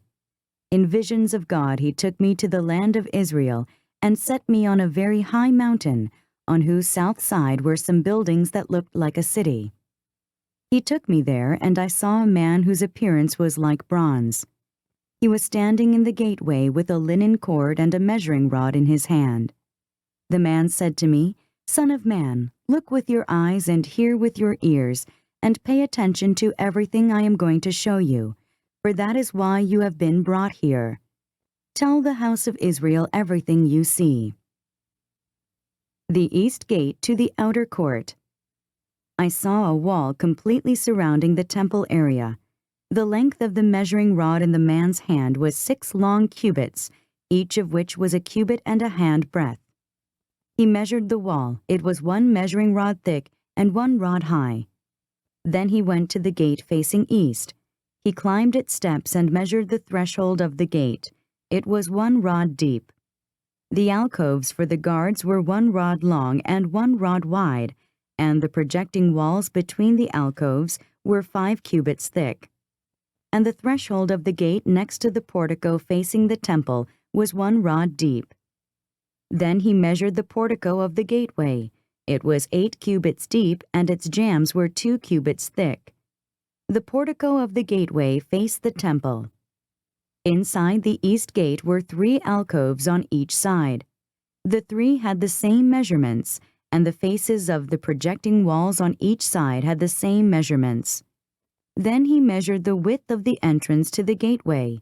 It was 10 cubits, and its length was 13 cubits. In front of each alcove was a wall 1 cubit high, and the alcoves were 6 cubits square. Then he measured the gateway from the top of the rear wall of one alcove to the top of the opposite one. The distance was 25 cubits from one parapet opening to the opposite one. He measured along the faces of the projecting walls all around the inside of the gateway, 60 cubits. The measurement was up to the portico facing the courtyard. The distance from the entrance of the gateway to the far end of its portico was 50 cubits. The alcoves and the projecting walls inside the gateway were surmounted by narrow parapet openings all around, as was the portico. The openings all around faced inward. The faces of the projecting walls were decorated with palm trees. The outer court. Then he brought me into the outer court. There I saw some rooms and a pavement that had been constructed all around the court. There were 30 rooms along the pavement. It abutted the sides of the gateways and was as wide as they were long. This was the lower pavement. Then he measured the distance from the inside of the lower gateway to the outside of the inner court. It was 100 cubits on the east side as well as on the north. The north gate. Then he measured the length and width of the gate facing north, leading into the outer court. Its alcoves, 3 on each side, its projecting walls, and its portico had the same measurements as those of the first gateway. It was 50 cubits long and 25 cubits wide. Its openings, its portico, and its palm tree decorations had the same measurements as those of the gate facing east. 7 steps led up to it, with its portico opposite them. There was a gate to the inner court facing the north gate, just as there was on the east. He measured from one gate to the opposite one. It was 100 cubits. The south gate. Then he led me to the south side, and I saw a gate facing south. He measured its jambs and its portico, and they had the same measurements as the others. The gateway and its portico had narrow openings all around, like the openings of the others. It was 50 cubits long and 25 cubits wide. 7 steps led up to it, with its portico opposite them. It had palm tree decorations on the faces of the projecting walls on each side. The inner court also had a gate facing south, and he measured from this gate to the outer gate on the south side. It was 100 cubits. Gates to the inner court. Then he brought me into the inner court through the south gate, and he measured the south gate. It had the same measurements as the others. Its alcoves, its projecting walls, and its portico had the same measurements as the others. The gateway and its portico had openings all around. It was 50 cubits long and 25 cubits wide. The porticos of the gateways around the inner court were 25 cubits wide and 5 cubits deep. Its portico faced the outer court. Palm trees decorated its jambs, and 8 steps led up to it. Then he brought me to the inner court on the east side, and he measured the gateway. It had the same measurements as the others. Its alcoves, its projecting walls, and its portico had the same measurements as the others. The gateway and its portico had openings all around. It was 50 cubits long and 25 cubits wide. Its portico faced the outer court. Palm trees decorated the jambs on either side, and 8 steps led up to it. Then he brought me to the north gate and measured it. It had the same measurements as the others, as did its alcoves, its projecting walls, and its portico, and it had openings all around. It was 50 cubits long and 25 cubits wide. Its portico faced the outer court. Palm trees decorated the jambs on either side, and 8 steps led up to it. The rooms for preparing sacrifices. A room with a doorway was by the portico in each of the inner gateways, where the burnt offerings were washed. In the portico of the gateway were 2 tables on each side, in which the burnt offerings, sin offerings, and guilt offerings were slaughtered. By the outside wall of the portico of the gateway, near the steps at the entrance to the north gateway, were 2 tables, and on the other side of the steps were 2 tables. So there were 4 tables on one side of the gateway, and 4 on the other, 8 tables in all, on which the sacrifices were slaughtered. There were also 4 tables of dressed stone for the burnt offerings, each 1.5 cubits long, 1.5 cubits wide, and 1 cubit high. On them were placed the utensils for slaughtering the burnt offerings and the other sacrifices. And double-pronged hooks, each 1 handbreadth long, were attached to the wall all around. The tables were for the flesh of the offerings. Rooms for the priests. Outside the inner gate, within the inner court, were 2 rooms, one at the side of the north gate and facing south, and another at the side of the south gate and facing north. He said to me, "The room facing south is for the priests who have charge of the temple, and the room facing north is for priests who have charge of the altar. These are the sons of Zadok, who are the only Levites who may draw near to the Lord to minister before him." Then he measured the court. It was square, 100 cubits long and 100 cubits wide, and the altar was in front of the temple. The temple. He brought me to the portico of the temple and measured the jambs of the portico. They were 5 cubits wide on either side. The width of the entrance was 14 cubits, and its projecting walls were 3 cubits wide on either side. The portico was 20 cubits wide and 12 cubits from front to back. It was reached by a flight of stairs, and there were pillars on each side of the jambs.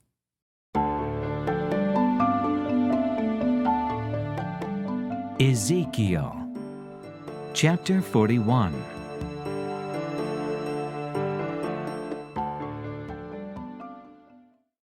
Then the man brought me to the outer sanctuary and measured the jambs. The width of the jambs was 6 cubits on each side. The entrance was 10 cubits wide, and the projecting walls on each side of it were 5 cubits wide. He also measured the outer sanctuary. It was 40 cubits long and 20 cubits wide.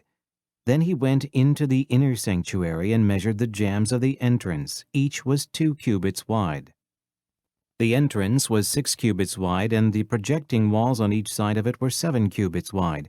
And he measured the length of the inner sanctuary. It was 20 cubits, and its width was 20 cubits across the end of the outer sanctuary. He said to me, "This is the most holy place."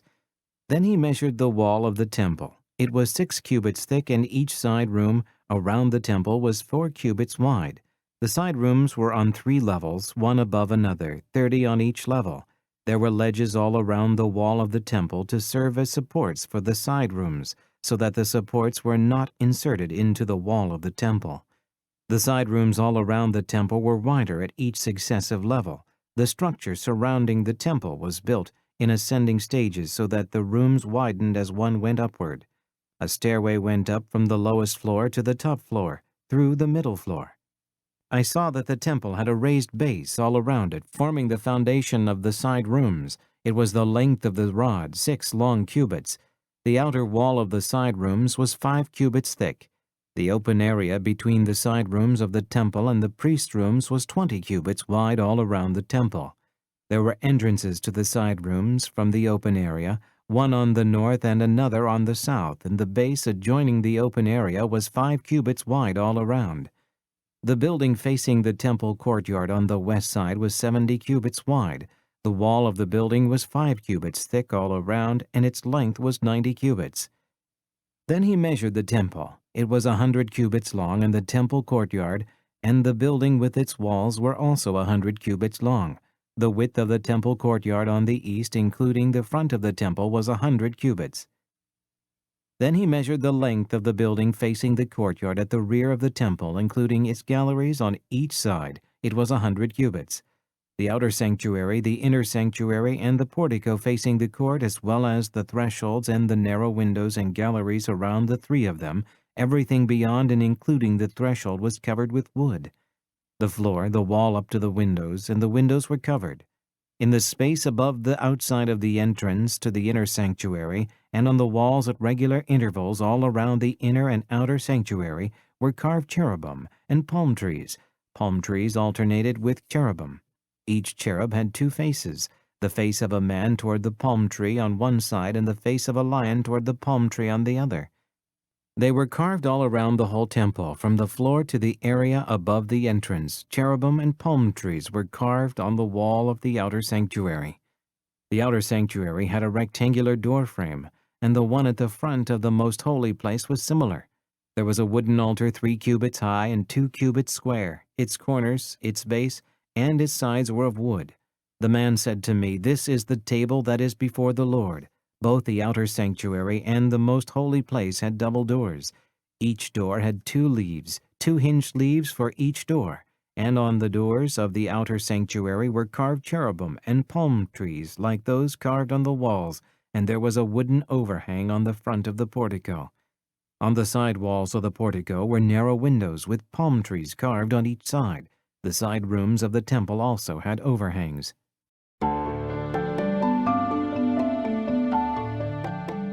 Ezekiel Chapter 42.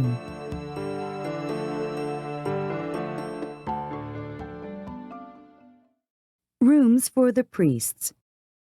Then the man led me northward into the outer court and brought me to the rooms opposite the temple courtyard and opposite the outer wall on the north side. The building whose door faced north was 100 cubits long and 50 cubits wide. Both in the section 20 cubits from the inner court and in the section opposite the pavement of the outer court, gallery faced gallery at the 3 levels. In front of the rooms was an inner passageway 10 cubits wide and 100 cubits long. Their doors were on the north. Now the upper rooms were narrower, for the galleries took more space from them than from the rooms on the lower and middle floors of the building. The rooms on the 3rd floor had no pillars, as the courts had, so they were smaller in floor space than those on the lower and middle floors. There was an outer wall parallel to the rooms and the outer court. It extended in front of the rooms for 50 cubits. While the row of rooms on the side next to the outer court was 50 cubits long, the row on the side nearest the sanctuary was 100 cubits long. The lower rooms had an entrance on the east side as one enters them from the outer court. On the south side along the length of the wall of the outer court, adjoining the temple courtyard and opposite the outer wall, were rooms with a passageway in front of them. These were like the rooms on the north. They had the same length and width, with similar exits and dimensions. Similar to the doorways on the north were the doorways of the rooms on the south. There was a doorway at the beginning of the passageway that was parallel to the corresponding wall extending eastward, by which one enters the rooms. Then he said to me, "The north and south rooms facing the temple courtyard are the priests' rooms, where the priests who approach the Lord will eat the most holy offerings. There they will put the most holy offerings, the grain offerings, the sin offerings, and the guilt offerings, for the place is holy. Once the priests enter the holy precincts, they are not to go into the outer court until they leave behind the garments in which they minister, for these are holy. They are to put on other clothes before they go near the places that are for the people." When he had finished measuring what was inside the temple area, he led me out by the east gate and measured the area all around. He measured the east side with the measuring rod. It was 500 cubits. He measured the north side. It was 500 cubits by the measuring rod. He measured the south side. It was 500 cubits by the measuring rod. Then he turned to the west side and measured. It was 500 cubits by the measuring rod. So he measured the area on all 4 sides.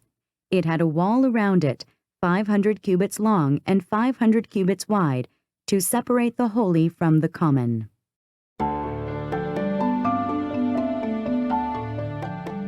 Ezekiel Chapter 43.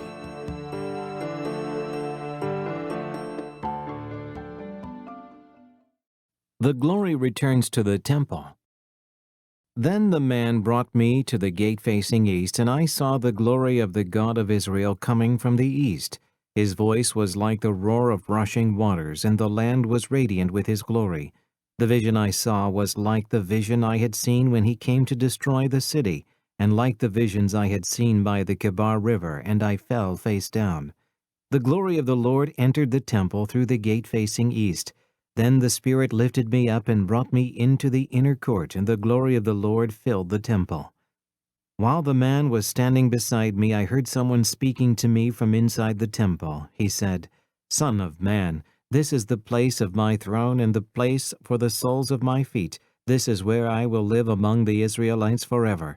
The house of Israel will never again defile my holy name, neither they nor their kings, by their prostitution and the lifeless idols of their kings at their high places.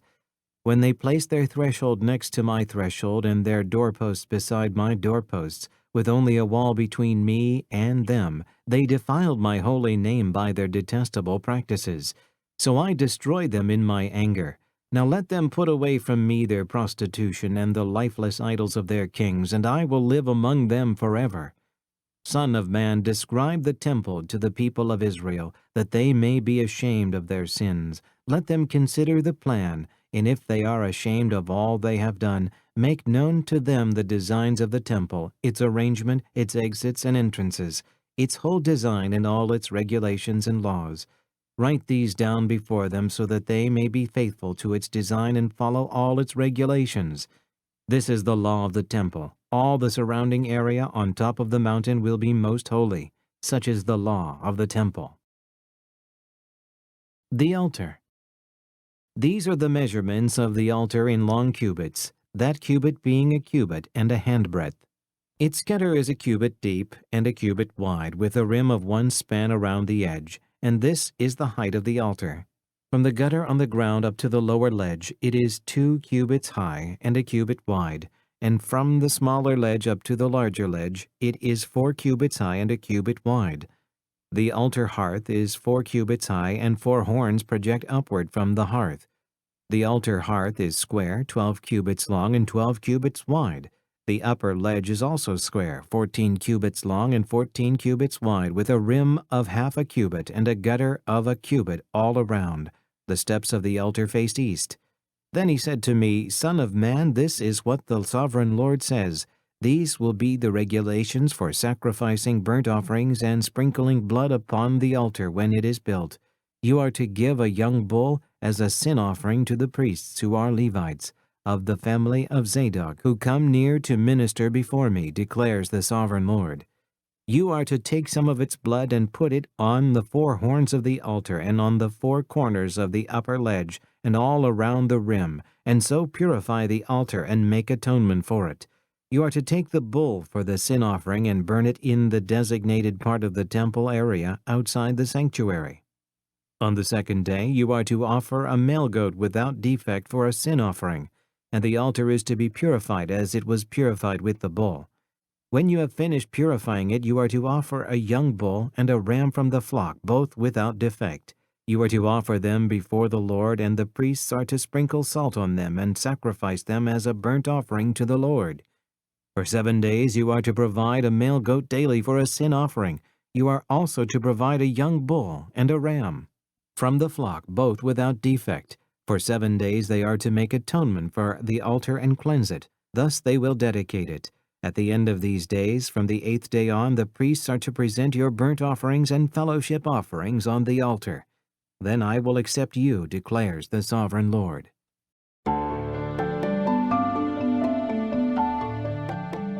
Ezekiel Chapter 44.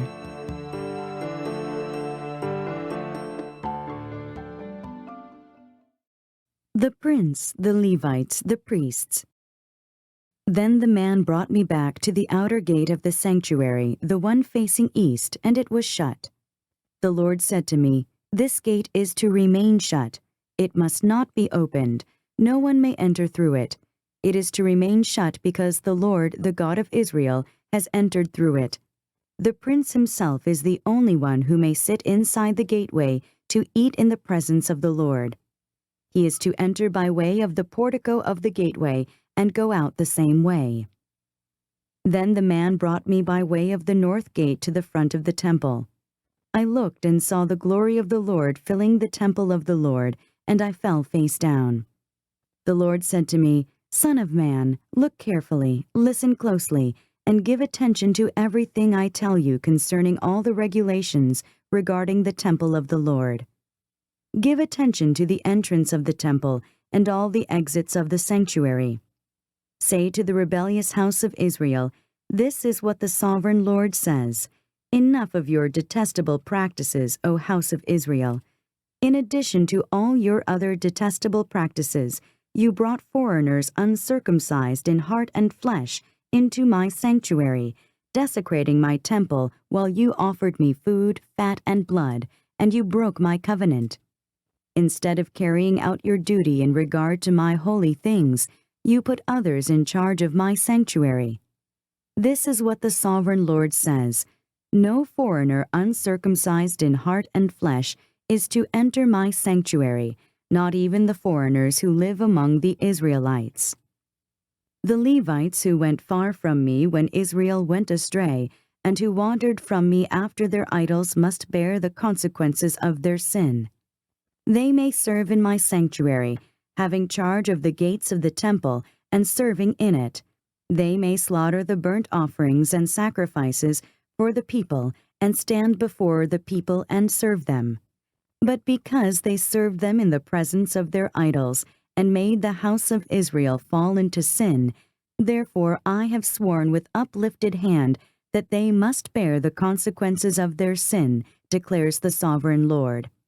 They are not to come near to serve me as priests, or come near any of my holy things or my most holy offerings.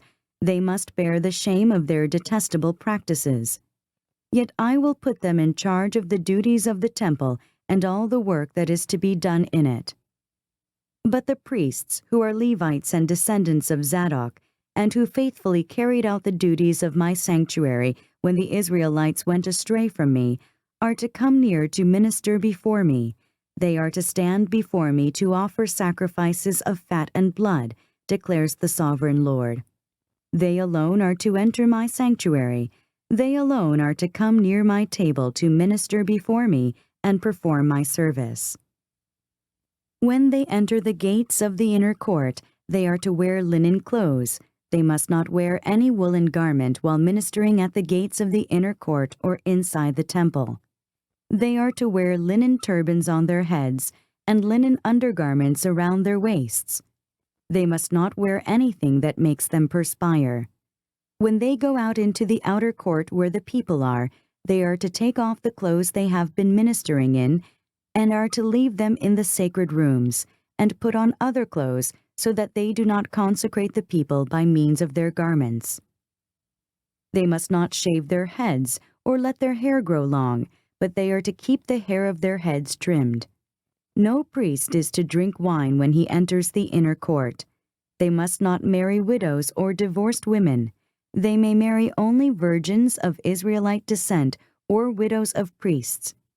They are to teach my people the difference between the holy and the common, and show them how to distinguish between the unclean and the clean. In any dispute, the priests are to serve as judges and decide it according to my ordinances.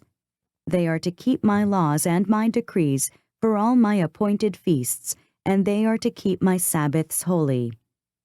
A priest must not defile himself by going near a dead person.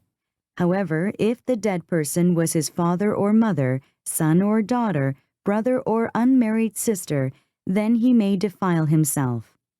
After he is cleansed, he must wait 7 days. On the day he goes into the inner court of the sanctuary to minister in the sanctuary, he is to offer a sin offering for himself, declares the sovereign Lord. I am to be the only inheritance the priests have. You are to give them no possession in Israel. I will be their possession. They will eat the grain offerings, the sin offerings, and the guilt offerings, and everything in Israel devoted to the Lord will belong to them. The best of all the first fruits and of all your special gifts will belong to the priests. You are to give them the first portion of your ground meal, so that a blessing may rest on your household. The priests must not eat anything, bird or animal, found dead or torn by wild animals.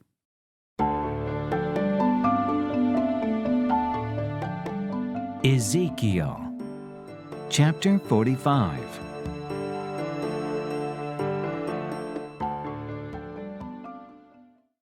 Division of the land. When you allot the land as an inheritance, you are to present to the Lord a portion of the land as a sacred district, 25,000 cubits long and 20,000 cubits wide. The entire area will be holy. Of this, a section 500 cubits square, is to be for the sanctuary, with 50 cubits around it for open land. In the sacred district, measure off a section 25,000 cubits long and 10,000 cubits wide. In it will be the sanctuary, the most holy place. It will be the sacred portion of the land for the priests who minister in the sanctuary and who draw near to minister before the Lord. It will be a place for their houses as well as a holy place for the sanctuary. An area 25,000 cubits long and 10,000 cubits wide will belong to the Levites, who serve in the temple as their possession for towns to live in.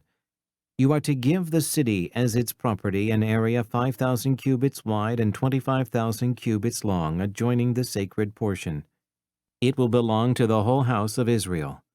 The prince will have the land bordering each side of the area formed by the sacred district and the property of the city. It will extend westward from the west side and eastward from the east side, running lengthwise from the western to the eastern border, parallel to one of the tribal portions. This land will be his possession in Israel, and my princes will no longer oppress my people, but will allow the house of Israel to possess the land according to their tribes. This is what the sovereign Lord says: You have gone far enough, O princes of Israel. Give up your violence and oppression, and do what is just and right. Stop dispossessing my people, declares the sovereign Lord. You are to use accurate scales, an accurate ephah, and an accurate bath. The ephah and the bath are to be the same size, the bath containing 1/10 of a homer, and the ephah 1/10 of a homer. The homer is to be the standard measure for both. The shekel is to consist of 20 gerahs. 20 shekels plus 25 shekels plus 15 shekels equals 1 mina. Offerings and holy days. This is the special gift you are to offer: 1/6 of an ephah from each homer of wheat, and 1/6 of an ephah from each homer of barley.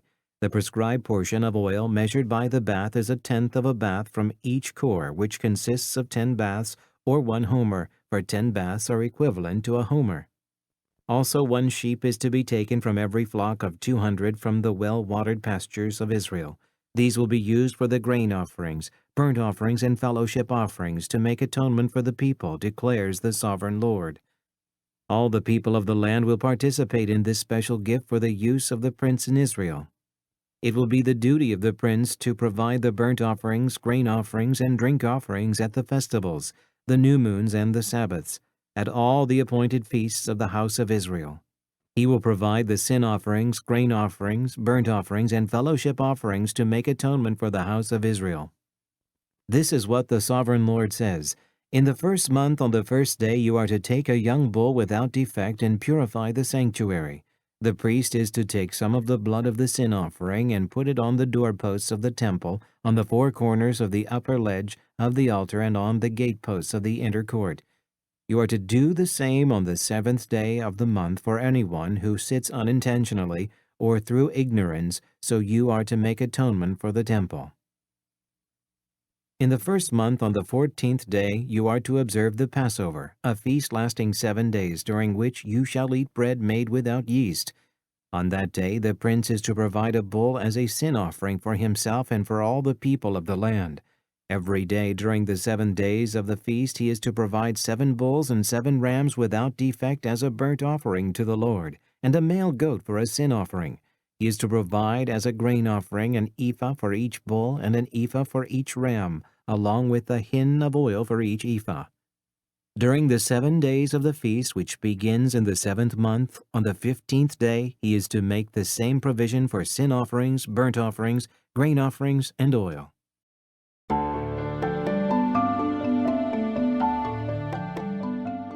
Ezekiel Chapter 46.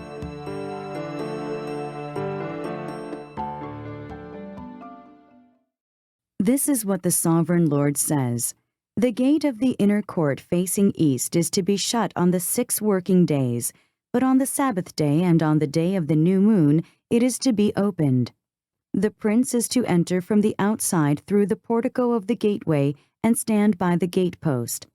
The priests are to sacrifice his burnt offering and his fellowship offerings. He is to worship at the threshold of the gateway and then go out, but the gate will not be shut until evening.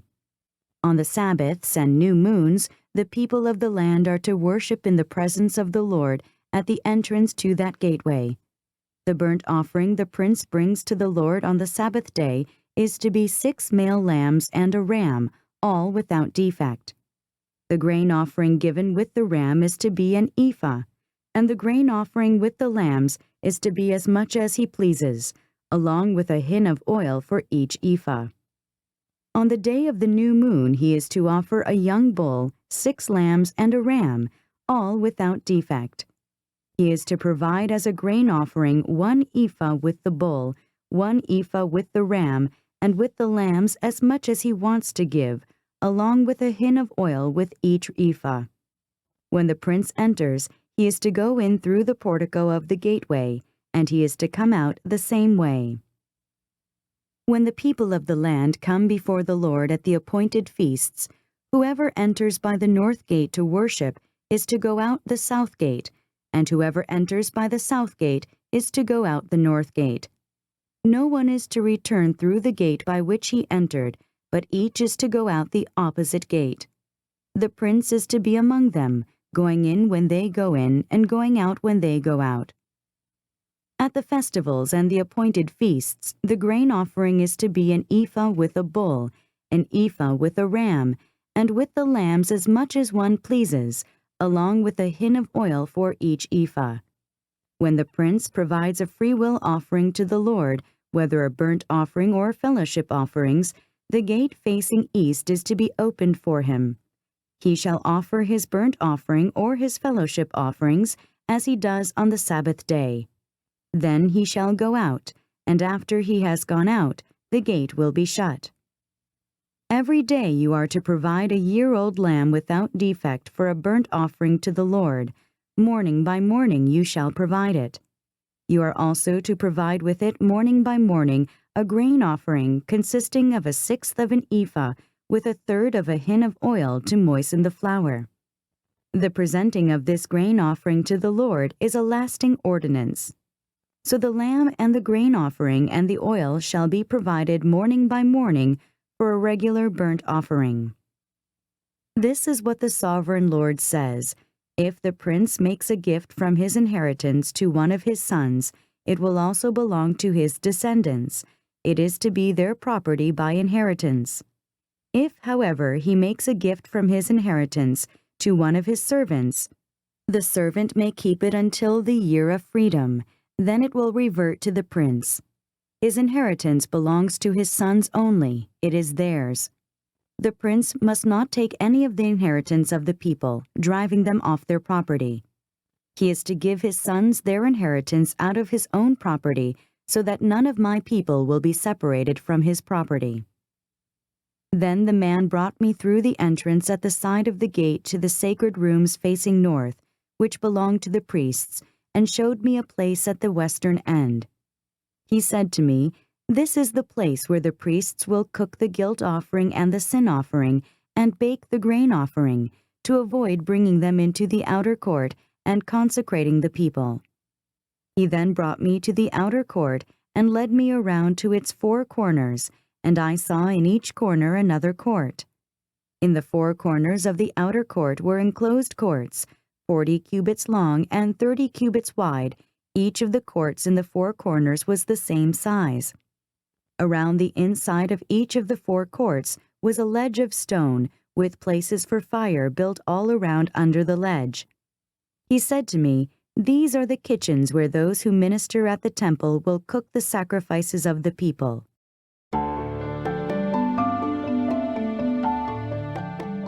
Ezekiel Chapter 47.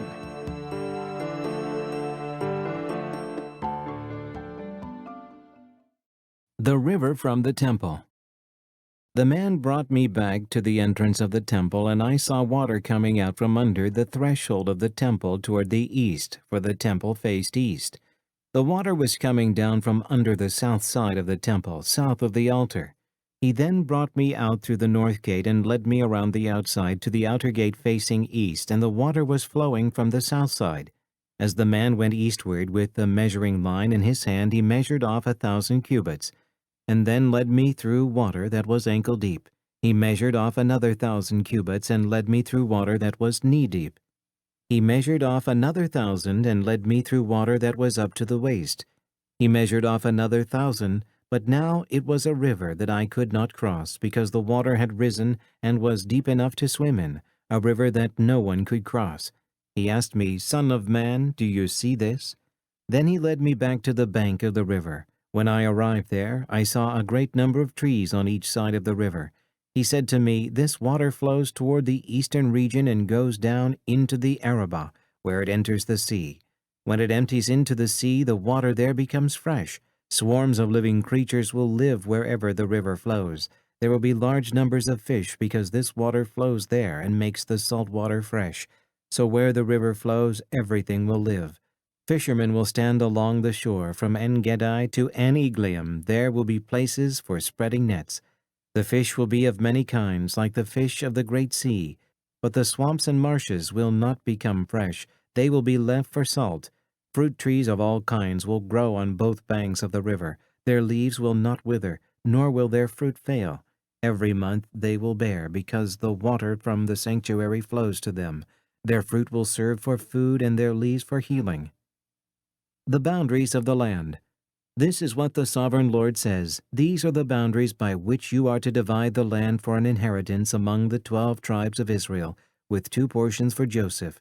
You are to divide it equally among them, because I swore with uplifted hand to give it to your forefathers. This land will become your inheritance. This is to be the boundary of the land. On the north side it will run from the great sea by the Hethlon road, past Lebo, Hamath to Zedad, Berothah, and Sibrim, which lies on the border between Damascus and Hamath, as far as Hazer Hattikon, which is on the border of Haran. The boundary will extend from the sea to Hazer Enan, along the northern border of Damascus, with the border of Hamath to the north. This will be the north boundary. On the east side, the boundary will run between Haran and Damascus, along the Jordan between Gilead and the land of Israel, to the eastern sea and as far as Tamar. This will be the east boundary. On the south side, it will run from Tamar as far as the waters of Meribah, Kadesh, then along the Wadi of Egypt to the Great Sea. This will be the south boundary. On the west side, the Great Sea will be the boundary to a point opposite Lebo Hamath. This will be the west boundary. You are to distribute this land among yourselves according to the tribes of Israel. You are to allot it as an inheritance for yourselves and for the aliens who have settled among you and who have children. You are to consider them as native-born Israelites. Along with you they are to be allotted an inheritance among the tribes of Israel. In whatever tribe the alien settles, there you are to give him his inheritance, declares the sovereign Lord.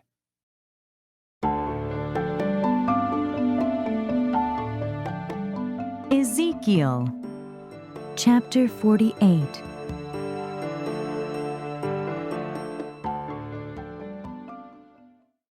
The division of the land. These are the tribes listed by name. At the northern frontier, Dan will have 1 portion. It will follow the Hethlon road to Lebo Hamath. Hazar Enan and the northern border of Damascus next to Hamath will be part of its border from the east side to the west side. Asher will have 1 portion. It will border the territory of Dan from east to west. Naphtali will have 1 portion. It will border the territory of Asher from east to west. Manasseh will have 1 portion. It will border the territory of Naphtali from east to west. Ephraim will have 1 portion. It will border the territory of Manasseh from east to west. Reuben will have 1 portion. It will border the territory of Ephraim from east to west. Judah will have 1 portion. It will border the territory of Reuben from east to west. Bordering the territory of Judah from east to west will be the portion you are to present as a special gift. It will be 25,000 cubits wide, and its length from east to west will equal one of the tribal portions. The sanctuary will be in the center of it. The special portion you are to offer to the Lord will be 25,000 cubits long and 10,000 cubits wide. This will be the sacred portion for the priests. It will be 25,000 cubits long on the north side, 10,000 cubits wide on the west side, 10,000 cubits wide on the east side, and 25,000 cubits long on the south side. In the center of it will be the sanctuary of the Lord. This will be for the consecrated priests, the Zadokites, who were faithful in serving me and did not go astray as the Levites did when the Israelites went astray. It will be a special gift to them from the sacred portion of the land, a most holy portion, bordering the territory of the Levites. Alongside the territory of the priests, the Levites will have an allotment 25,000 cubits long and 10,000 cubits wide. Its total length will be 25,000 cubits, and its width 10,000 cubits. They must not sell or exchange any of it. This is the best of the land, and must not pass into other hands, because it is holy to the Lord. The remaining area, 5,000 cubits wide and 25,000 cubits long, will be for the common use of the city, for houses and for pasture land. The city will be in the center of it, and will have these measurements: the north side 4,500 cubits, the south side 4,500 cubits, the east side 4,500 cubits, the west side 4,500 cubits. The pasture land for the city will be 250 cubits on the north, 250 cubits on the south, 250 cubits on the east, and 250 cubits on the west. What remains of the area, bordering on the sacred portion and running the length of it, will be 10,000 cubits on the east side and 10,000 cubits on the west side. Its produce will supply food for the workers of the city. The workers from the city who farm it will come from all the tribes of Israel. The entire portion will be a square, 25,000 cubits on each side. As a special gift, you will set aside the sacred portion, along with the property of the city. What remains on both sides of the area formed by the sacred portion and the city property will belong to the prince. It will extend eastward from the 25,000 cubits of the sacred portion to the eastern border, and westward from the 25,000 cubits to the western border. Both these areas running the length of the tribal portions will belong to the prince, and the sacred portion with the temple sanctuary will be in the center of them. So the property of the Levites and the property of the city will lie in the center of the area that belongs to the prince. The area belonging to the prince will lie between the border of Judah and the border of Benjamin. As for the rest of the tribes, Benjamin will have one portion. It will extend from the east side to the west side. Simeon will have one portion. It will border the territory of Benjamin from east to west. Issachar will have one portion. It will border the territory of Simeon from east to west. Zebulun will have one portion. It will border the territory of Issachar from east to west. Gad will have one portion. It will border the territory of Zebulun from east to west. The southern boundary of Gad will run south from Tamar to the waters of Meribah Kadesh, then along the Wadi of Egypt to the Great Sea. This is the land you are to allot as an inheritance to the tribes of Israel, and these will be their portions, declares the sovereign Lord. The gates of the city.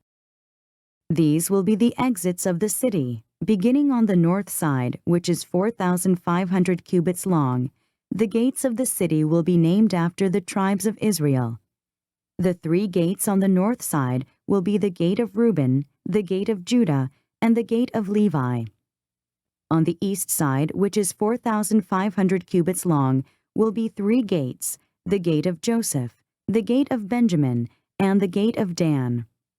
On the south side, which measures 4,500 cubits, will be 3 gates, the gate of Simeon, the gate of Issachar, and the gate of Zebulun.